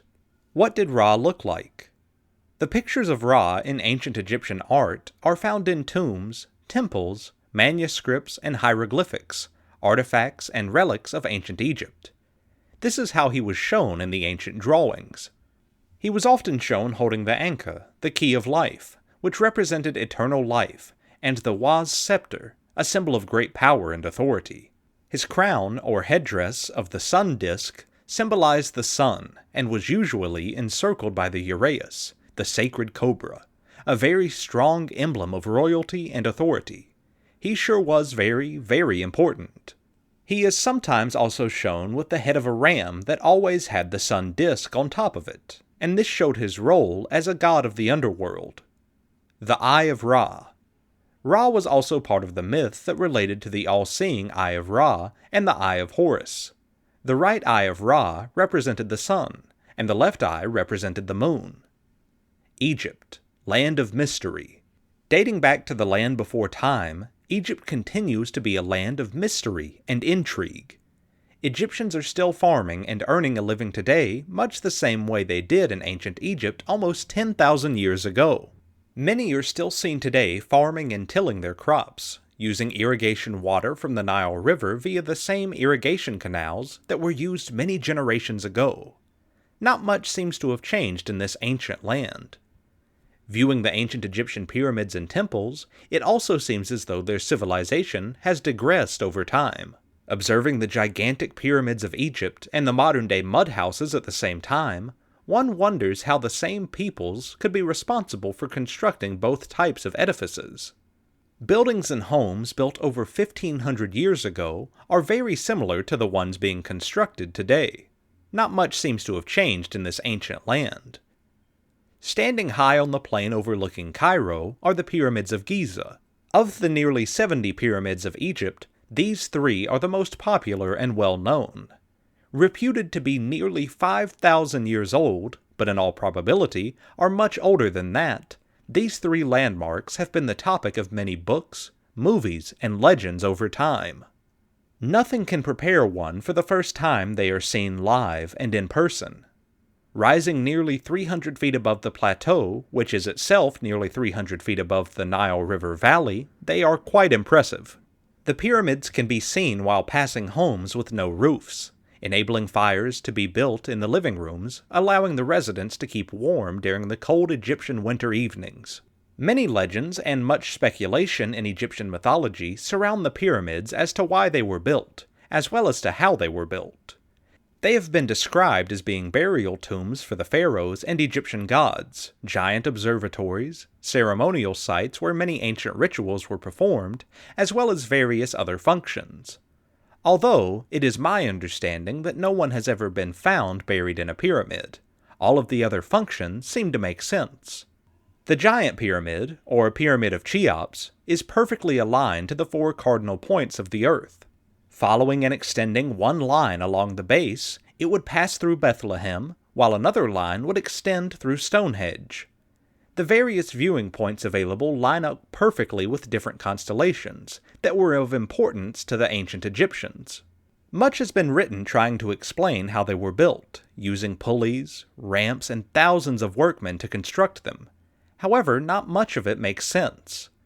Being built on the highest ground for miles, it's hard to visualize how ramps could have been built. Also, there would still be evidence of the ramps being an extremely arid climate. Structures and the evidence of structures last for thousands of years. The tremendous manpower needed to build the edifices would have been staggering. How do you move a stone, some of which weigh 40 tons and are as large as a train locomotive, up a ramp 300 feet high?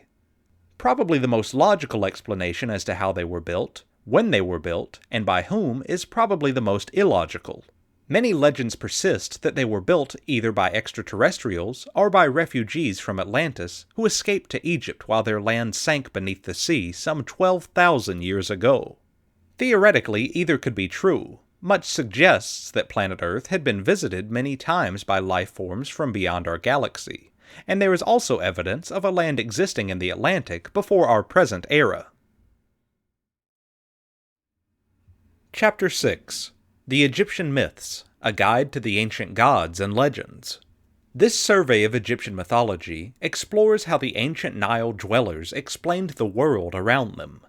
It delves into the creation and evolution of the world and the reigns of the gods on earth, before introducing us to the manifestations of Egypt's deities in the natural environment. The inventive ways in which the Egyptians dealt with the invisible forces all around them, and their beliefs about life after death. Through his engaging narrative, Gary Shaw guides us through the mythic adventures of such famous deities as Osiris, the god murdered by his jealous brother Set, the magical and sometimes devious Isis, who plotted to gain the power of the sun god Re, and Horus, who defeated his uncle Set to become the king of Egypt. He also introduces us to lesser-known myths, such as the rebellions against Re, Geb's quest for Re's magical wig, and the flaying of the unfortunate god Nimti. From stars and heavenly bodies sailing on boats, to the wind as manifestations of the god Shu, to gods, goddesses, ghosts, and demons, beings that could be aggressive, helpful, wise, or dangerous, Shaw goes on to explain how the Egyptians encountered the mythological in their everyday lives. Gods in ancient Egypt. The ancient Egyptians were surrounded by various manifestations of their many gods. Though their gods usually lived in heaven or in the netherworlds, they were permanently represented on earth by monuments, statues, symbols, animals, and plants, as well as by social concepts. The Egyptians described their gods by various names and images, always aware that in the end their true personalities and characters remained elusive. The ancient Egyptian universe comprised heaven, earth, and netherworld, all part of creation and surrounded by eternal darkness. Though separate areas, they were permeable for the gods and the dead. The universe ran smoothly as long as there was respect and cooperation between them and the living.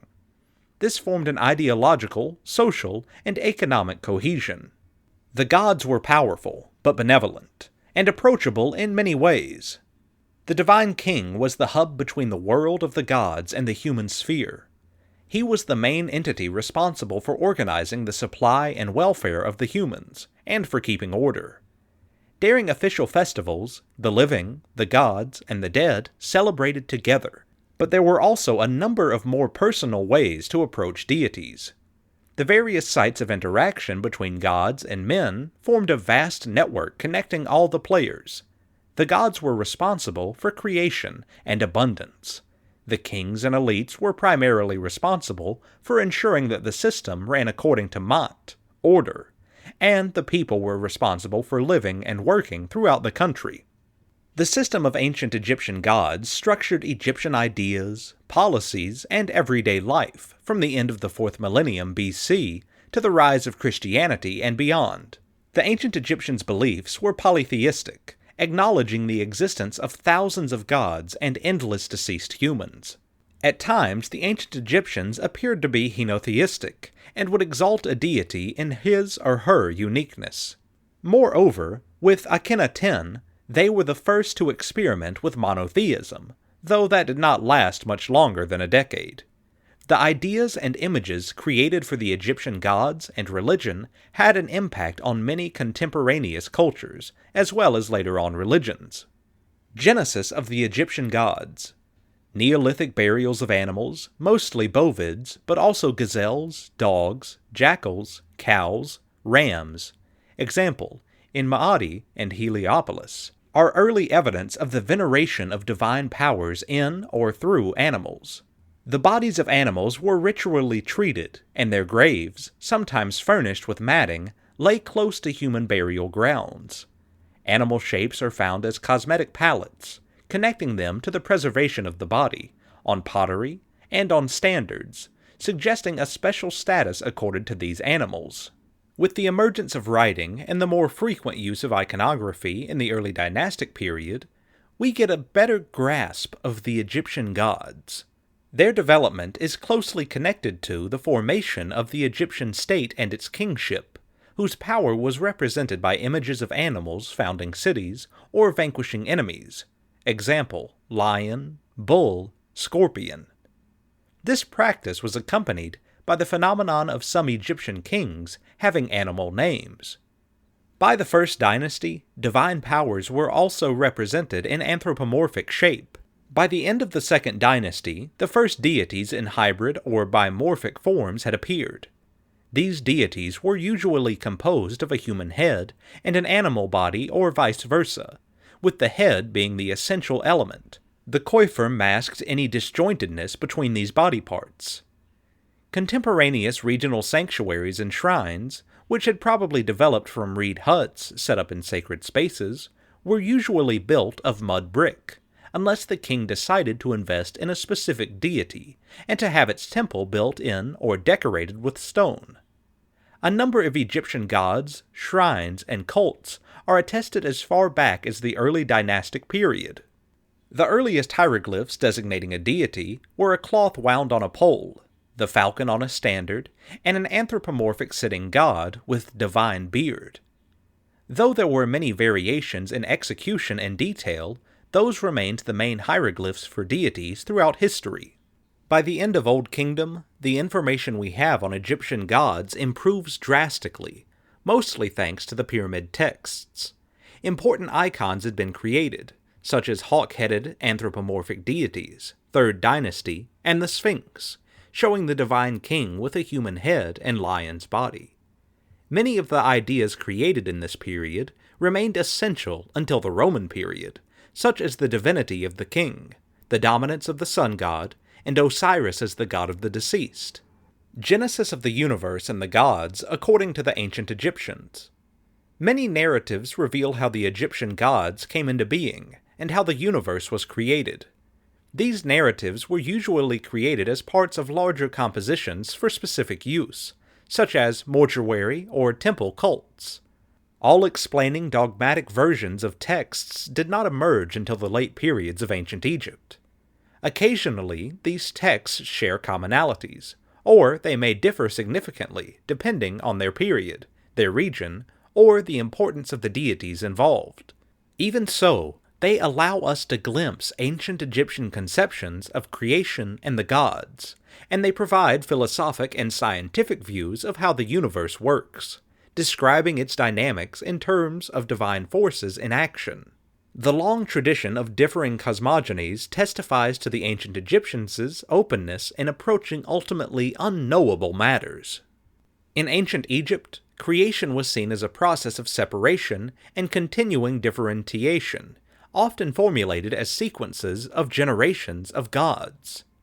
One fundamental idea was that out of noon, the personified primeval waters, a mound rose, whence creation was set in motion. The ideas mirrored the yearly experience of the emergence of land after the Nile flood. The waters of noon were believed to immerse the world and surrounding the world. They were at the same time life-giving and a threat to creation, for the universe could tumble back into them and end. In the Heliopolitan tradition, known since the Old Kingdom, 9 gods of the Ennead, the sun god, and 8 of his descendants were responsible for creation. Atum, or Re-Atum, self-generated and emerged from the primordial waters, and produced out of himself the next generation with Shu, air, and Tefnut, moisture, which then produced Geb, earth, and Nut, sky.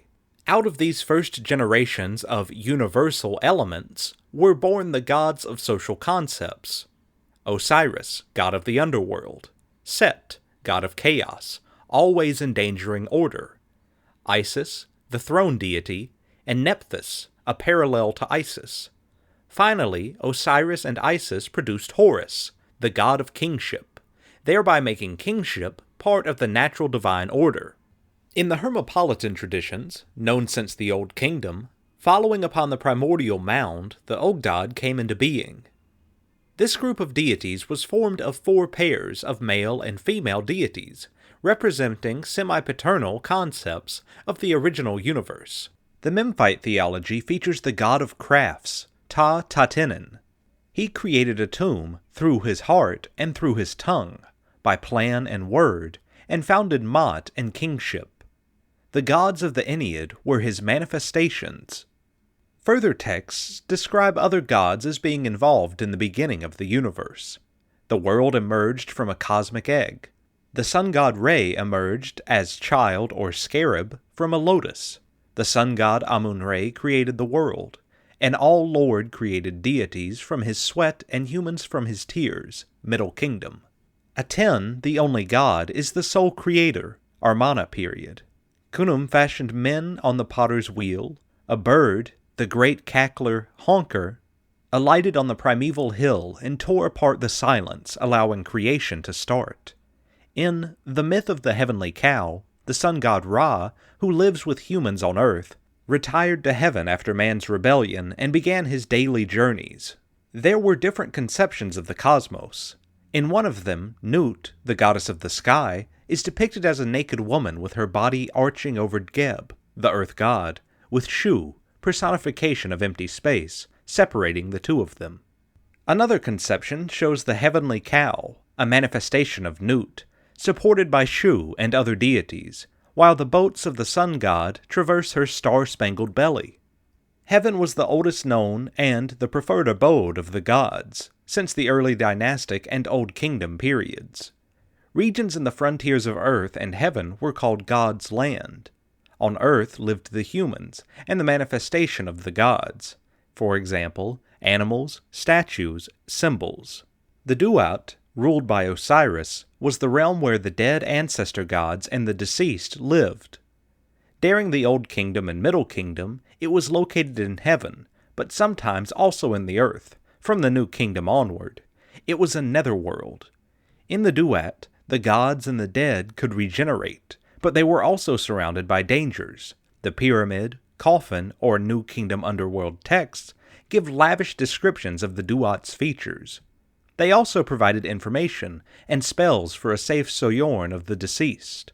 Some main gods, such as the sun god and his following, had a transitional stay in the Duat, during which their Ba and body united in order to regenerate before facing another day. The Egyptian universe of man and gods was surrounded by endless and unknown darkness. This darkness was a danger to all creation, and always on the verge of repossessing the known world. But it was also filled with creative and regenerative force. It had to be kept at bay by a collective effort of all beings, by preserving Ma'at, order, and by supporting the fight of the gods against the representatives of darkness and chaos. Every night, Apophis, a giant serpent in the primeval ocean, endangered the course of the sun god and had to be fought back into the darkness. Only rarely the end of days is mentioned, when Atum, god of all the universe, and in some versions also Osiris, god of all that is in the underworld, remain alone, and everything else returns to the primordial ocean. Two further forces and concepts personified by deities were pivotal for the existence and smooth running of the universe. The goddess Ma'at, with a feather on her head, represented the correct order. The gods had created Ma'at and lived by it. The kings, ideologically responsible to keep order, regularly offered Ma'at to the gods, or integrated Ma'at as a constitutive part of their royal names. In the underworld, the heart of the deceased was weighed against the feather of Ma'at. Heka, magic, was created by the creator god and used for further creation. It also kept the universe running. Magic was an integral part of the Egyptian religious system. Heka was a source of power for healing and protection, a weapon to ward off potential dangers and to repel inimical powers that threatened individuals, such as illness, nightmares, snake or scorpion bites, snatching by a crocodile, dangers to children, or the state. Fended off, for instance, by execration texts and figurines. The gods used magic, and so did humans, even against gods, going so far as to threaten them with the end of days. General traits and features of Egyptian gods. Information on Egyptian gods must be gathered from numerous texts and images. These materials come from different regions and periods, and were sometimes created for very specific contexts. Here, some of the more general aspects are presented. Gods and other entities. The Egyptian word encompassing the concept of God is Neteru. Its etymology and original meaning are debated. The singular Neter is usually used when the deity intended is obvious, at least to the Egyptians, or when the deity is left intentionally unspecified, meaning any random god. For instance, in teachings for officials, who during their work would have to deal with a variety of deities. When a divine emanation was detected, almost everything except a living human could be tagged as natir, divine, though the various natirhu were approached discriminately. There were other supernatural entities as well. The Ba, usually translated soul, was a manifestation of power and part of the personality of gods, kings, and humans, living or deceased. In the case of Amun, his omnipresence was described as his Ba soul, being in the sky, his corpse in the netherworld, and his image on earth. Whenever a god became manifest, his Ba was detected. For example, the sun god Re, the Apis bull for Osiris, or the Old Kingdom pyramids for the king. Sometimes a deity was seen as the Ba of another deity. Finally, the Ba of the cities of Buto, Hierakonpolis, and Heliopolis were the divinized deceased kings. The Ba of the deceased, since the New Kingdom, depicted as a human-headed bird, lived in the following of the gods, and were nourished by offerings. Several other forces were involved in interactions with the various entities. The Ak was the spirit of the deceased that had managed an ideal and effective transformation into the afterlife. It was a personal life force, activated and manifested after death. It kept the appearance of the individual and lived in the realm of the gods and the deceased. For the living, the Ak liaised with the gods, especially Osiris. The Ka was part of human individuality, its life force, character, nature, or double. It also received offerings. Images of individuals were their Ka. Another force was Shum, power, sometimes symbolized by the Shum scepter, an expression of the radiation and charisma of the deities and the deceased. Main traits of gods. The Egyptian gods were powerful, but not almighty, nor even all-knowing. For instance, nobody, except at a certain point Isis, knew the hidden name of the creator god. No god was able to see beyond the defined universe. Even the creator god is merely master to the end of the known world. The eternal darkness remained impenetrable. The gods were not eternal beings. They had a beginning within the genesis of the universe. The first god came into being by himself. The next generations were created, conceived, and born. The gods had a period of youth. For example, Horus, Chan's sun god. They aged, they died, sun god, and they were even killed, Osiris, though they usually did not remain dead, but instead regenerated. Osiris had a tomb on earth that was visited by humans. In the Amudat, literally that which is in the underworld, tombs of the gods are depicted, and in late-period Egypt, some tombs of God were located on earth, whether inside temples or in a necropolis.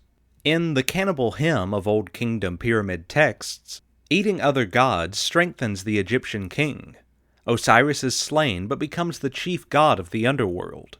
The sun god, Re in the sky, dies at sunset, as a tomb, only to be regenerated in the underworld and rise anew each morning as Khepri, the scarab crawling out of the ground. The deceased human who had lived righteously was regenerated eternally. Those who had not were condemned and annihilated. In the New Kingdom, Thoth knows the exact lifespan of humans and gods. The gods were imagined as having skin of gold, hair of lapis lazuli, and a body made of other luxurious materials. Their hearing and seeing were amplified. They had a certain fragrance and radiance. Their presence could be sensed through smell, sight, intuition, natural phenomena, like earthquakes, or even illness or misfortune. Their effect on humans was to induce fear, and respect or awe. Even so, the Egyptian gods were generally generous and benevolent to humans. Some gods' spheres of action concentrated on their cities. As such, city gods were locally close and incorporated many aspects useful to humans. A god's influence could be extended by portable images, example for travel protection. The gods had definite human behaviors. They ate, drank, worked, fought, cried, laughed, became angry or sulky, and their characters were ambivalent. Some deities were usually helpful to humans, for example Thoth, Horus, and Isis. Others potentially threatening, like Sekhmet and Set. The gods could get angry with the humans and seek to destroy them, example, Ra in the myth of the heavenly cow, and they had many needs, which were met by offerings and rituals. Many names and many aspects. The Egyptians characterized their deities as hidden, mysterious, or unknown, rich in names, having numerous, even secret names, example, the sun god, and epithets. As each god was unique, Egyptians had no problem addressing them with superlatives, such as the greatest, though exclusivity was not intended.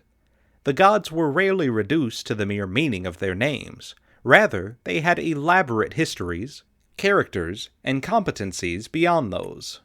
They had primary functions, but were versatile and responsible for many things. Ra, for instance, was a deity of kingship and creation, regenerator of the living and the dead.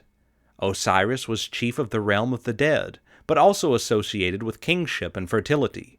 He also became a savior god who helped to overcome death. Hathor is a goddess connected with childbirth and maternity, with festival joy and drunkenness, but she can also be a necropolis goddess and even a ferocious lioness guarding a desert wadi. In Tamoliak Edfu, she has as many forms as there are days in the year. Sometimes a god was regarded as a manifestation, a ba, or an image of another one.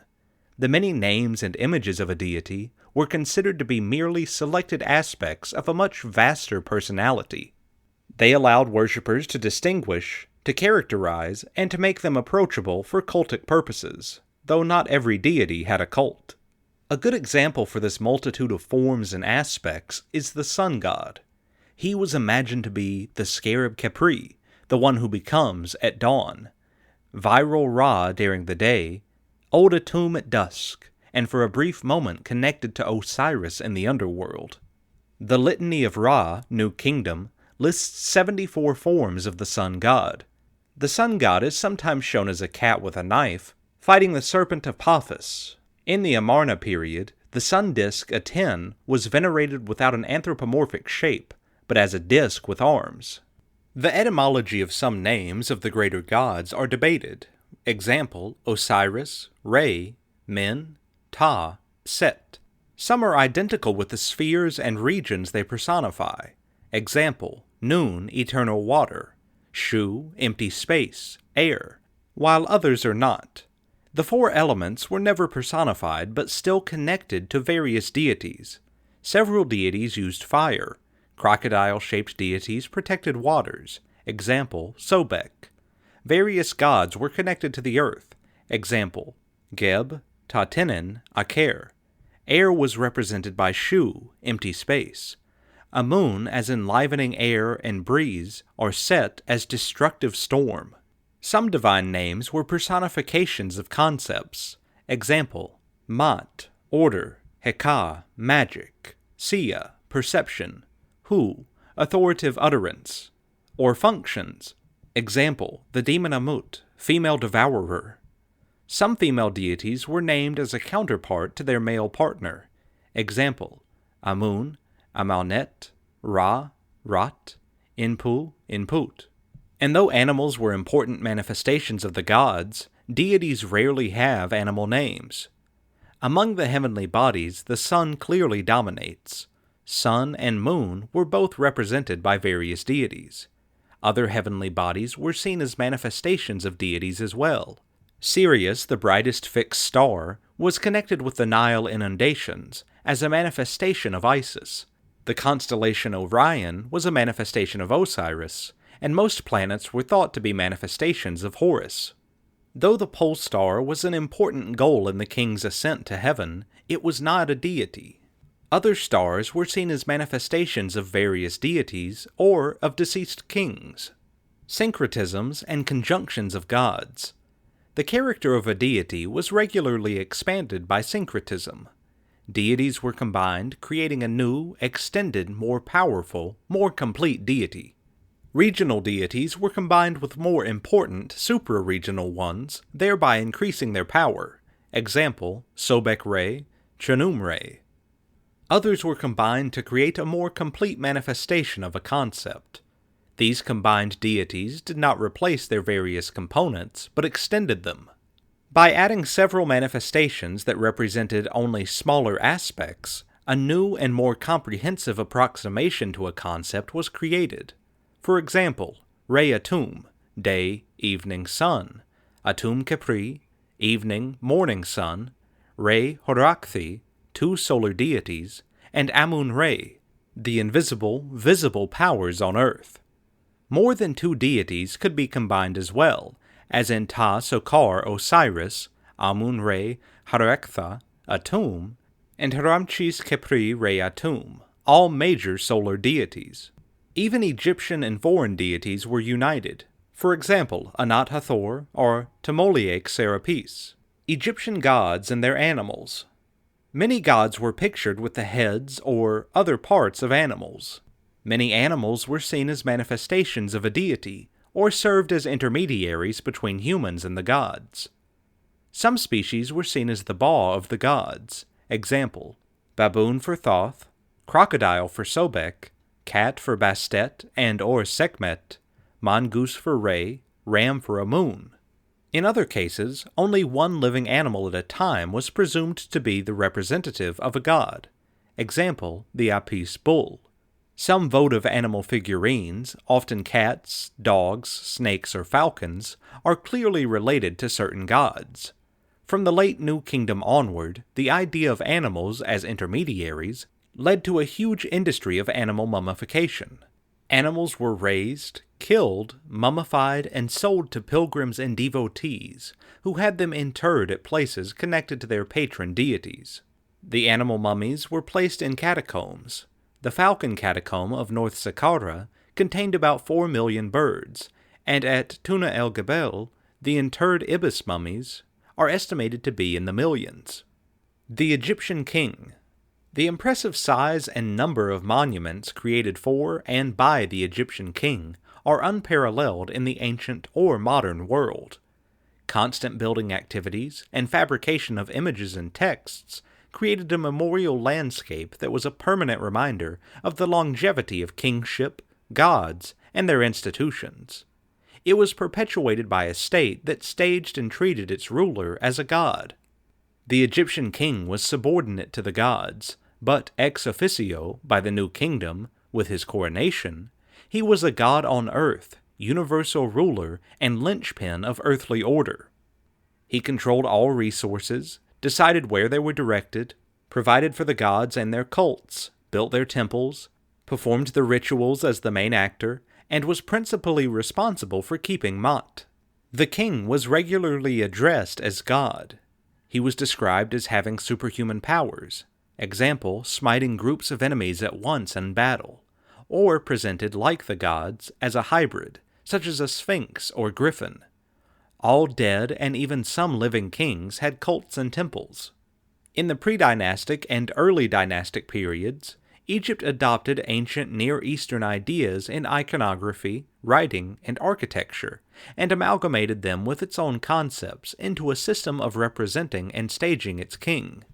Using foreign elements certainly consolidated the perception of the king as someone extraordinary and extra-mundane.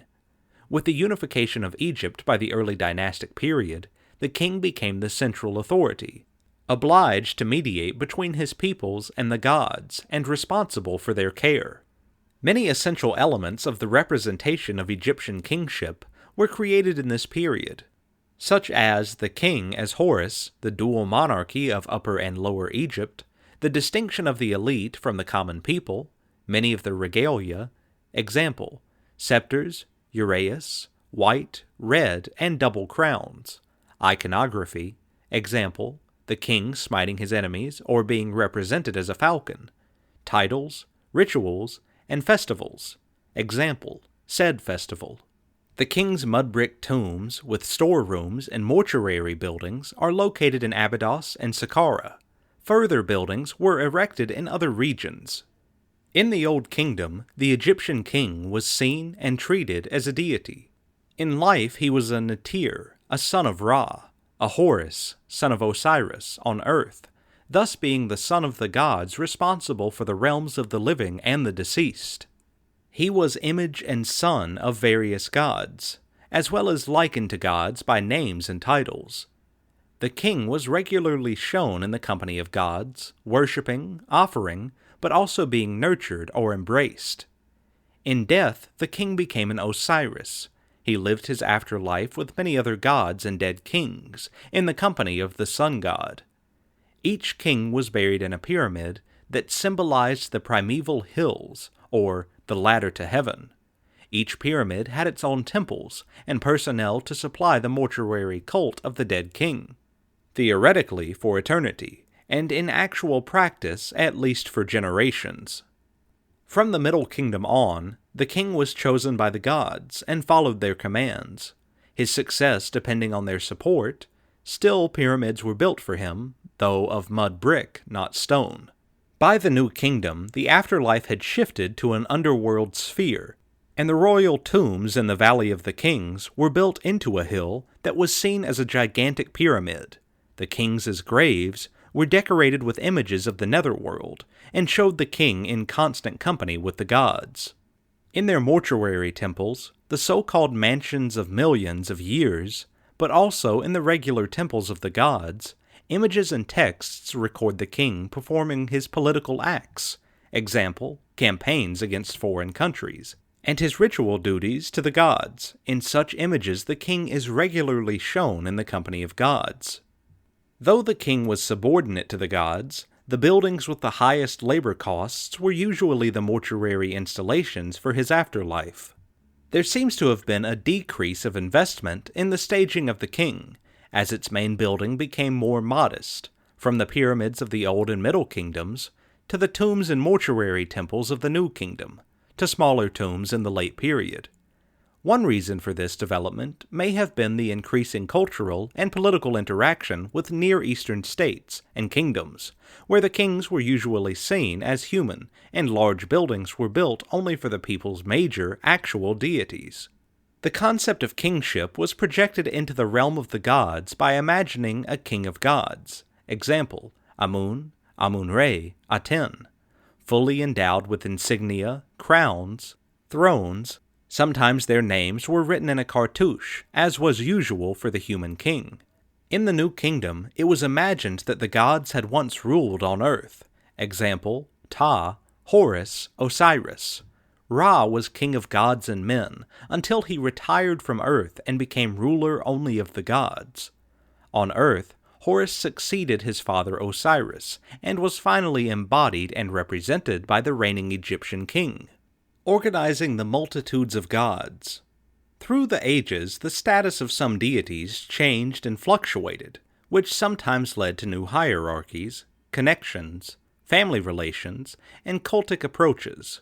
Some deities kept great importance through all periods, especially Re, Osiris, Horus, Isis. Others lost their status, as when Montu was superseded by Amun. The latter rose during the Middle Kingdom, from being a regional god to being the central god of the Egyptian pantheon of the New Kingdom and later. In the Amarna period, Aten became the only god, though only for a decade, and most of the time his influence was restricted to the new capital, city, Akhetaten.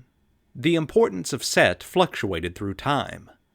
Some gods were grouped as dyads, example Isis and Nephthys, Horus and Set, the pairs of male and female principles that again were grouped as the Ogdad.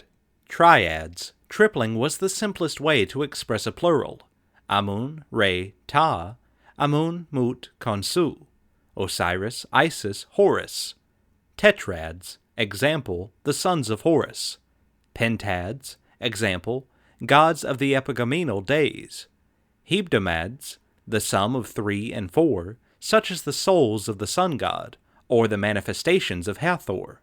Ogdads, example, the Ogdad of Hermopolis, or the 8 head deities, supporting the legs of the cow goddess Nut, being the sky. And Enneads, as the plural of plural, such as the Enneads of Heliopolis, but sometimes with only 7 or up to 15 members. Dodecads, example, goddesses of the night. Other groups are defined by regions, such as the cavern deities known from the Book of Caverns, the gate deities from the Book of Gates, 12-hour deities of the day or the night, the 42 judgment deities, the gnome deities of Upper and Lower Egypt, the numberless souls of Nekhen and Pe associated with the king, or the many star deities. The Egyptians also differentiated greater and smaller gods. They also had a king of gods since the Old Kingdom, with other gods in various court functions. There were also many divine mothers, example, Isis, Nut, Neith, Mut, as well as divine fathers, example, Amun, Ta. In the Amarna age, Aten was considered to be mother and father of all creation. Imaging Egyptian gods. The ancient Egyptians exploited many creative options to depict their gods, their kings, the dead, spirits and souls, and they used almost the whole spectrum of visual representation for all their divine entities. These ranged from realistic, fully anthropomorphic or theriomorphic representations to hybrid combinations of body parts from various creatures, and to symbols and objects that sometimes were animated by arms and legs. This playfulness made the ancient Egyptians by far the most productive creators of divine images among the ancient Near Eastern cultures. Their openness to hybrid constructions of gods was unique. In the contemporaneous Near East, where the main gods were often associated with certain animals, the gods were, however, never shown as hybrid creatures. Their images were anthropomorphic, whereas hybrid beings were lesser supernaturals that were often labeled demons, genies, or monsters. Showing their gods in fully human form mirrored the fact that the Near Eastern gods were part of the human social order. In ancient Egypt, in contrast, the ways of imaging divine entities were as manifold and fluid as their characters. Images did not only represent them, but were also considered to manifest their actual presence. In the early dynastic period, deities were already represented as theriomorphic, example, Anubis, anthropomorphic, Men, Ta, or hybrid, Bat, and by their symbols, the Second Dynasty, the basic repertoire of representations was completed by bimorphic deities with a human body and animal head. After that period, Egyptian deities were imaged in anthropomorphic, male-female children, and zoomorphic, numerous animals, forms, as well as in composite or hybrid forms. They could be further characterized by rather uniform costumes, varied symbols, emblems, and crowns which could be held and carried by many deities, emphasizing their status in the context represented. Egyptian gods were venerated via various animals or symbols, which were seen as their possible manifestations. Not all deities are known in images. Many images and elements were not limited to one specific deity.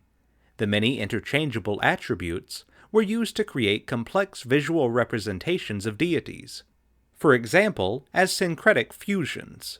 They could also accentuate a deity's mood in certain contexts. Example, by switching between representations as a gentle cat or a ferocious lion in the case of some female deities. Purely anthropomorphic forms of male deities were used to depict gods who represented the cosmic or geographic spheres as creator gods.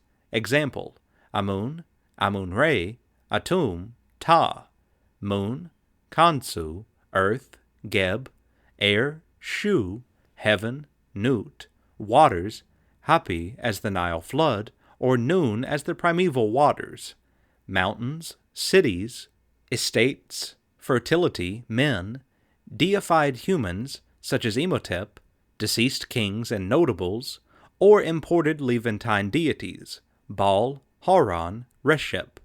Furthermore, the grotesque-looking Bes has an anthropomorphic but dwarfish appearance. Osiris, as god of the dead, was usually shown with a mummiform body, or as the fecundity-bringing corn Osiris, with plants sprouting out of his body. There were also various gods venerated as child deities. Example, Horus. Female deities with mainly anthropomorphic forms are Hathor, Isis, Mat, Mut, Neith, Nephthys, Nut, and Sesat, and also imported Levantine goddesses such as Anat, Astarte, Balat, and Kadesh. Theriomorphic form covers almost the whole fauna known in Egypt: mammalian, avian, reptilian, and amphibian species, fish, invertebrates, and insects. Male deities were associated with bulls, dogs, and jackals.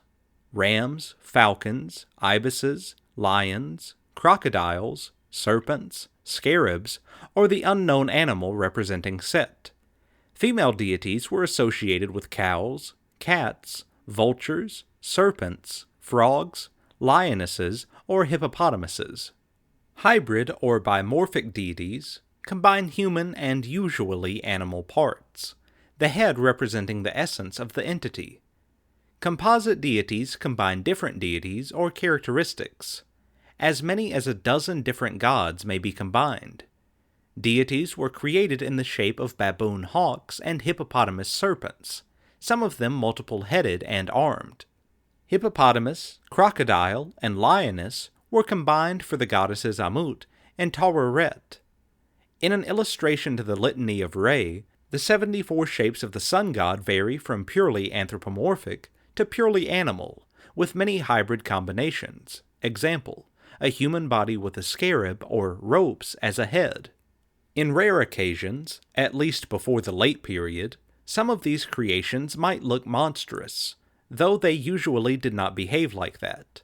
Among them were the gods Bes and Thoris, helpful in childbirth, and the ambivalent Set animal, but also creatures of the netherworld that could end the eternal life of the dead. Inanimate objects could also represent deities. Thus, the Amarna period god Aten was exclusively represented by the sun disk. The same deity could have more than one image or representation.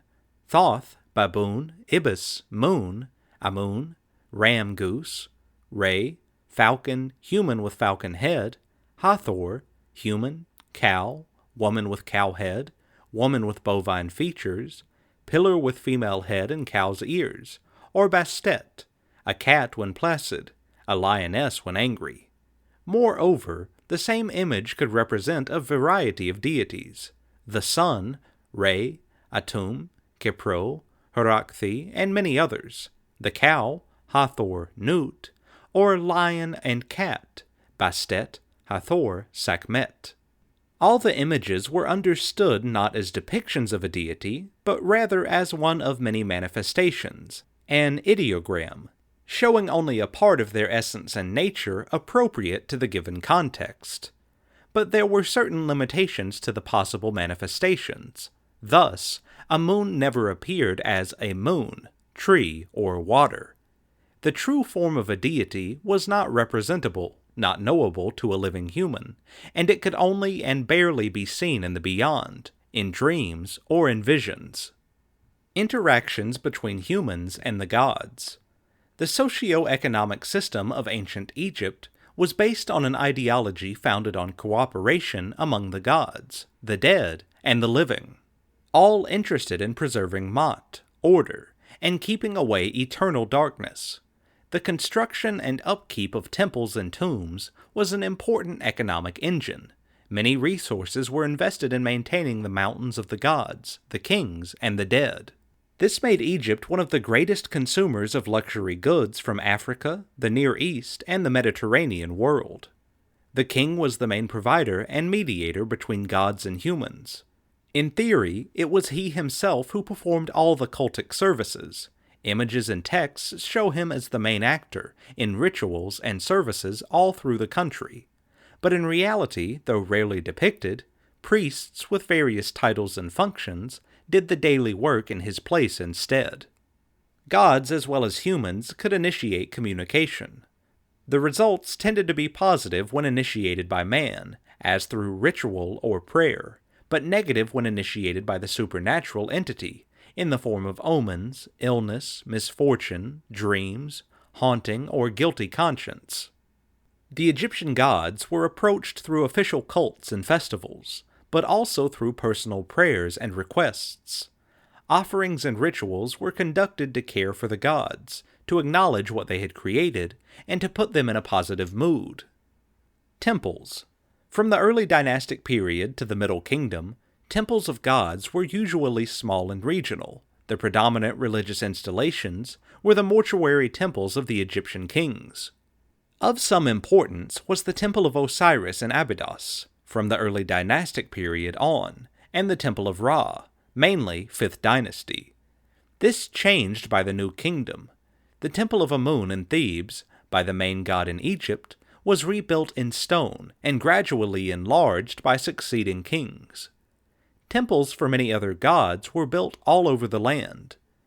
The temples of the Egyptian gods were sacred spaces, heavens on earth, intersections between the human and divine spheres, and focal points of the presence of deities on earth. Their architecture, images, and texts embedded them in the world and the cosmos. During the flood season, the temples were inundated, and when the water receded, the building with its columns shaped as lotus and papyrus plants emerged like the hill from the primeval ocean. Thus, the temples were regarded as being built on the primeval hills. Their surrounding wavy walls symbolized the primeval waters and kept people and chaos at bay. A sacred lake in the temple provided water and was a reminder of various aspects of cosmogony. The economic system serving the gods, their temples, priests, employees, and worshippers pervaded many areas of the country. The temples were provisional residences and households of the gods, as well as the administrative centers of the Egyptian state, the main nodes of its economic network. They were the main consumers, administrators, employers, producers, and redistributors of a variety of goods needed by the gods and the people working for them. The temples had various landholdings and employees. For instance, the Temple of Amun at Karnak had more than 60,000 employees in its estates in northern Egypt alone. Bread and beer were the basic components of salaries, so granaries were an important feature of a temple. The Ramesseum's granary could store 226,328 sacks of grain, enough to feed 3,400 families for 1 year. Names, titles, and biographies of thousands of persons show that being a priest was not exclusive to a chosen few, but part of the life of many Egyptians, as they did priestly service in rotating shifts, interrupting their usual work for some months. From the New Kingdom on, priestly offices became more professional and even hereditary. Daily care for the gods and their statues. The Egyptians strived to make the gods' stay on earth as agreeable as possible. Represented by their main statues, the gods resided and slept in the Holy of Holies, a chamber with a shrine inside the temple. Most temples had several resident gods. At the core of the rituals were the statues, made of precious materials, which were the most important of the many possible manifestations of the gods.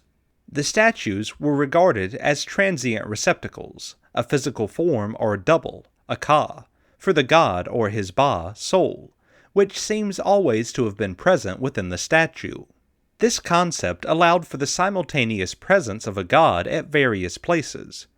After production, the ritual of the opening of the mouth, also used to enliven the mummy, enlivened the statue. Unfortunately, no example of a deity's main cult still survives.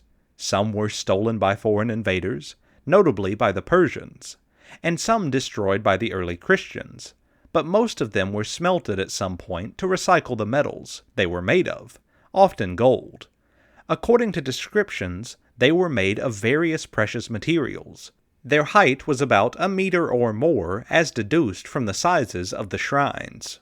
In daily rituals, the statues or gods were washed, dressed, adorned, censed, and given offerings of food, drink, and gifts.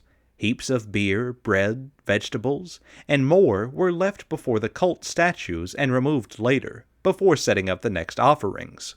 This meal service was performed 3 times a day, involving a variety of priests, porters, and craftsmen, who all received wages that consisted of a portion of the offerings. Festivals and public appearances of the gods.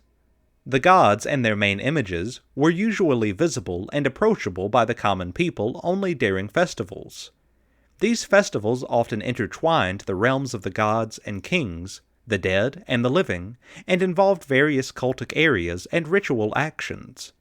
Hundreds of local and national festivals are known, some well documented from several sites, others known only from brief references. Many festivals included processions, journeys by gods on river barges, and the chance to approach deities with oracular questions, or official or private matters. The performances during these festivals made the gods and their deeds tangible, and allowed people to draw close to them.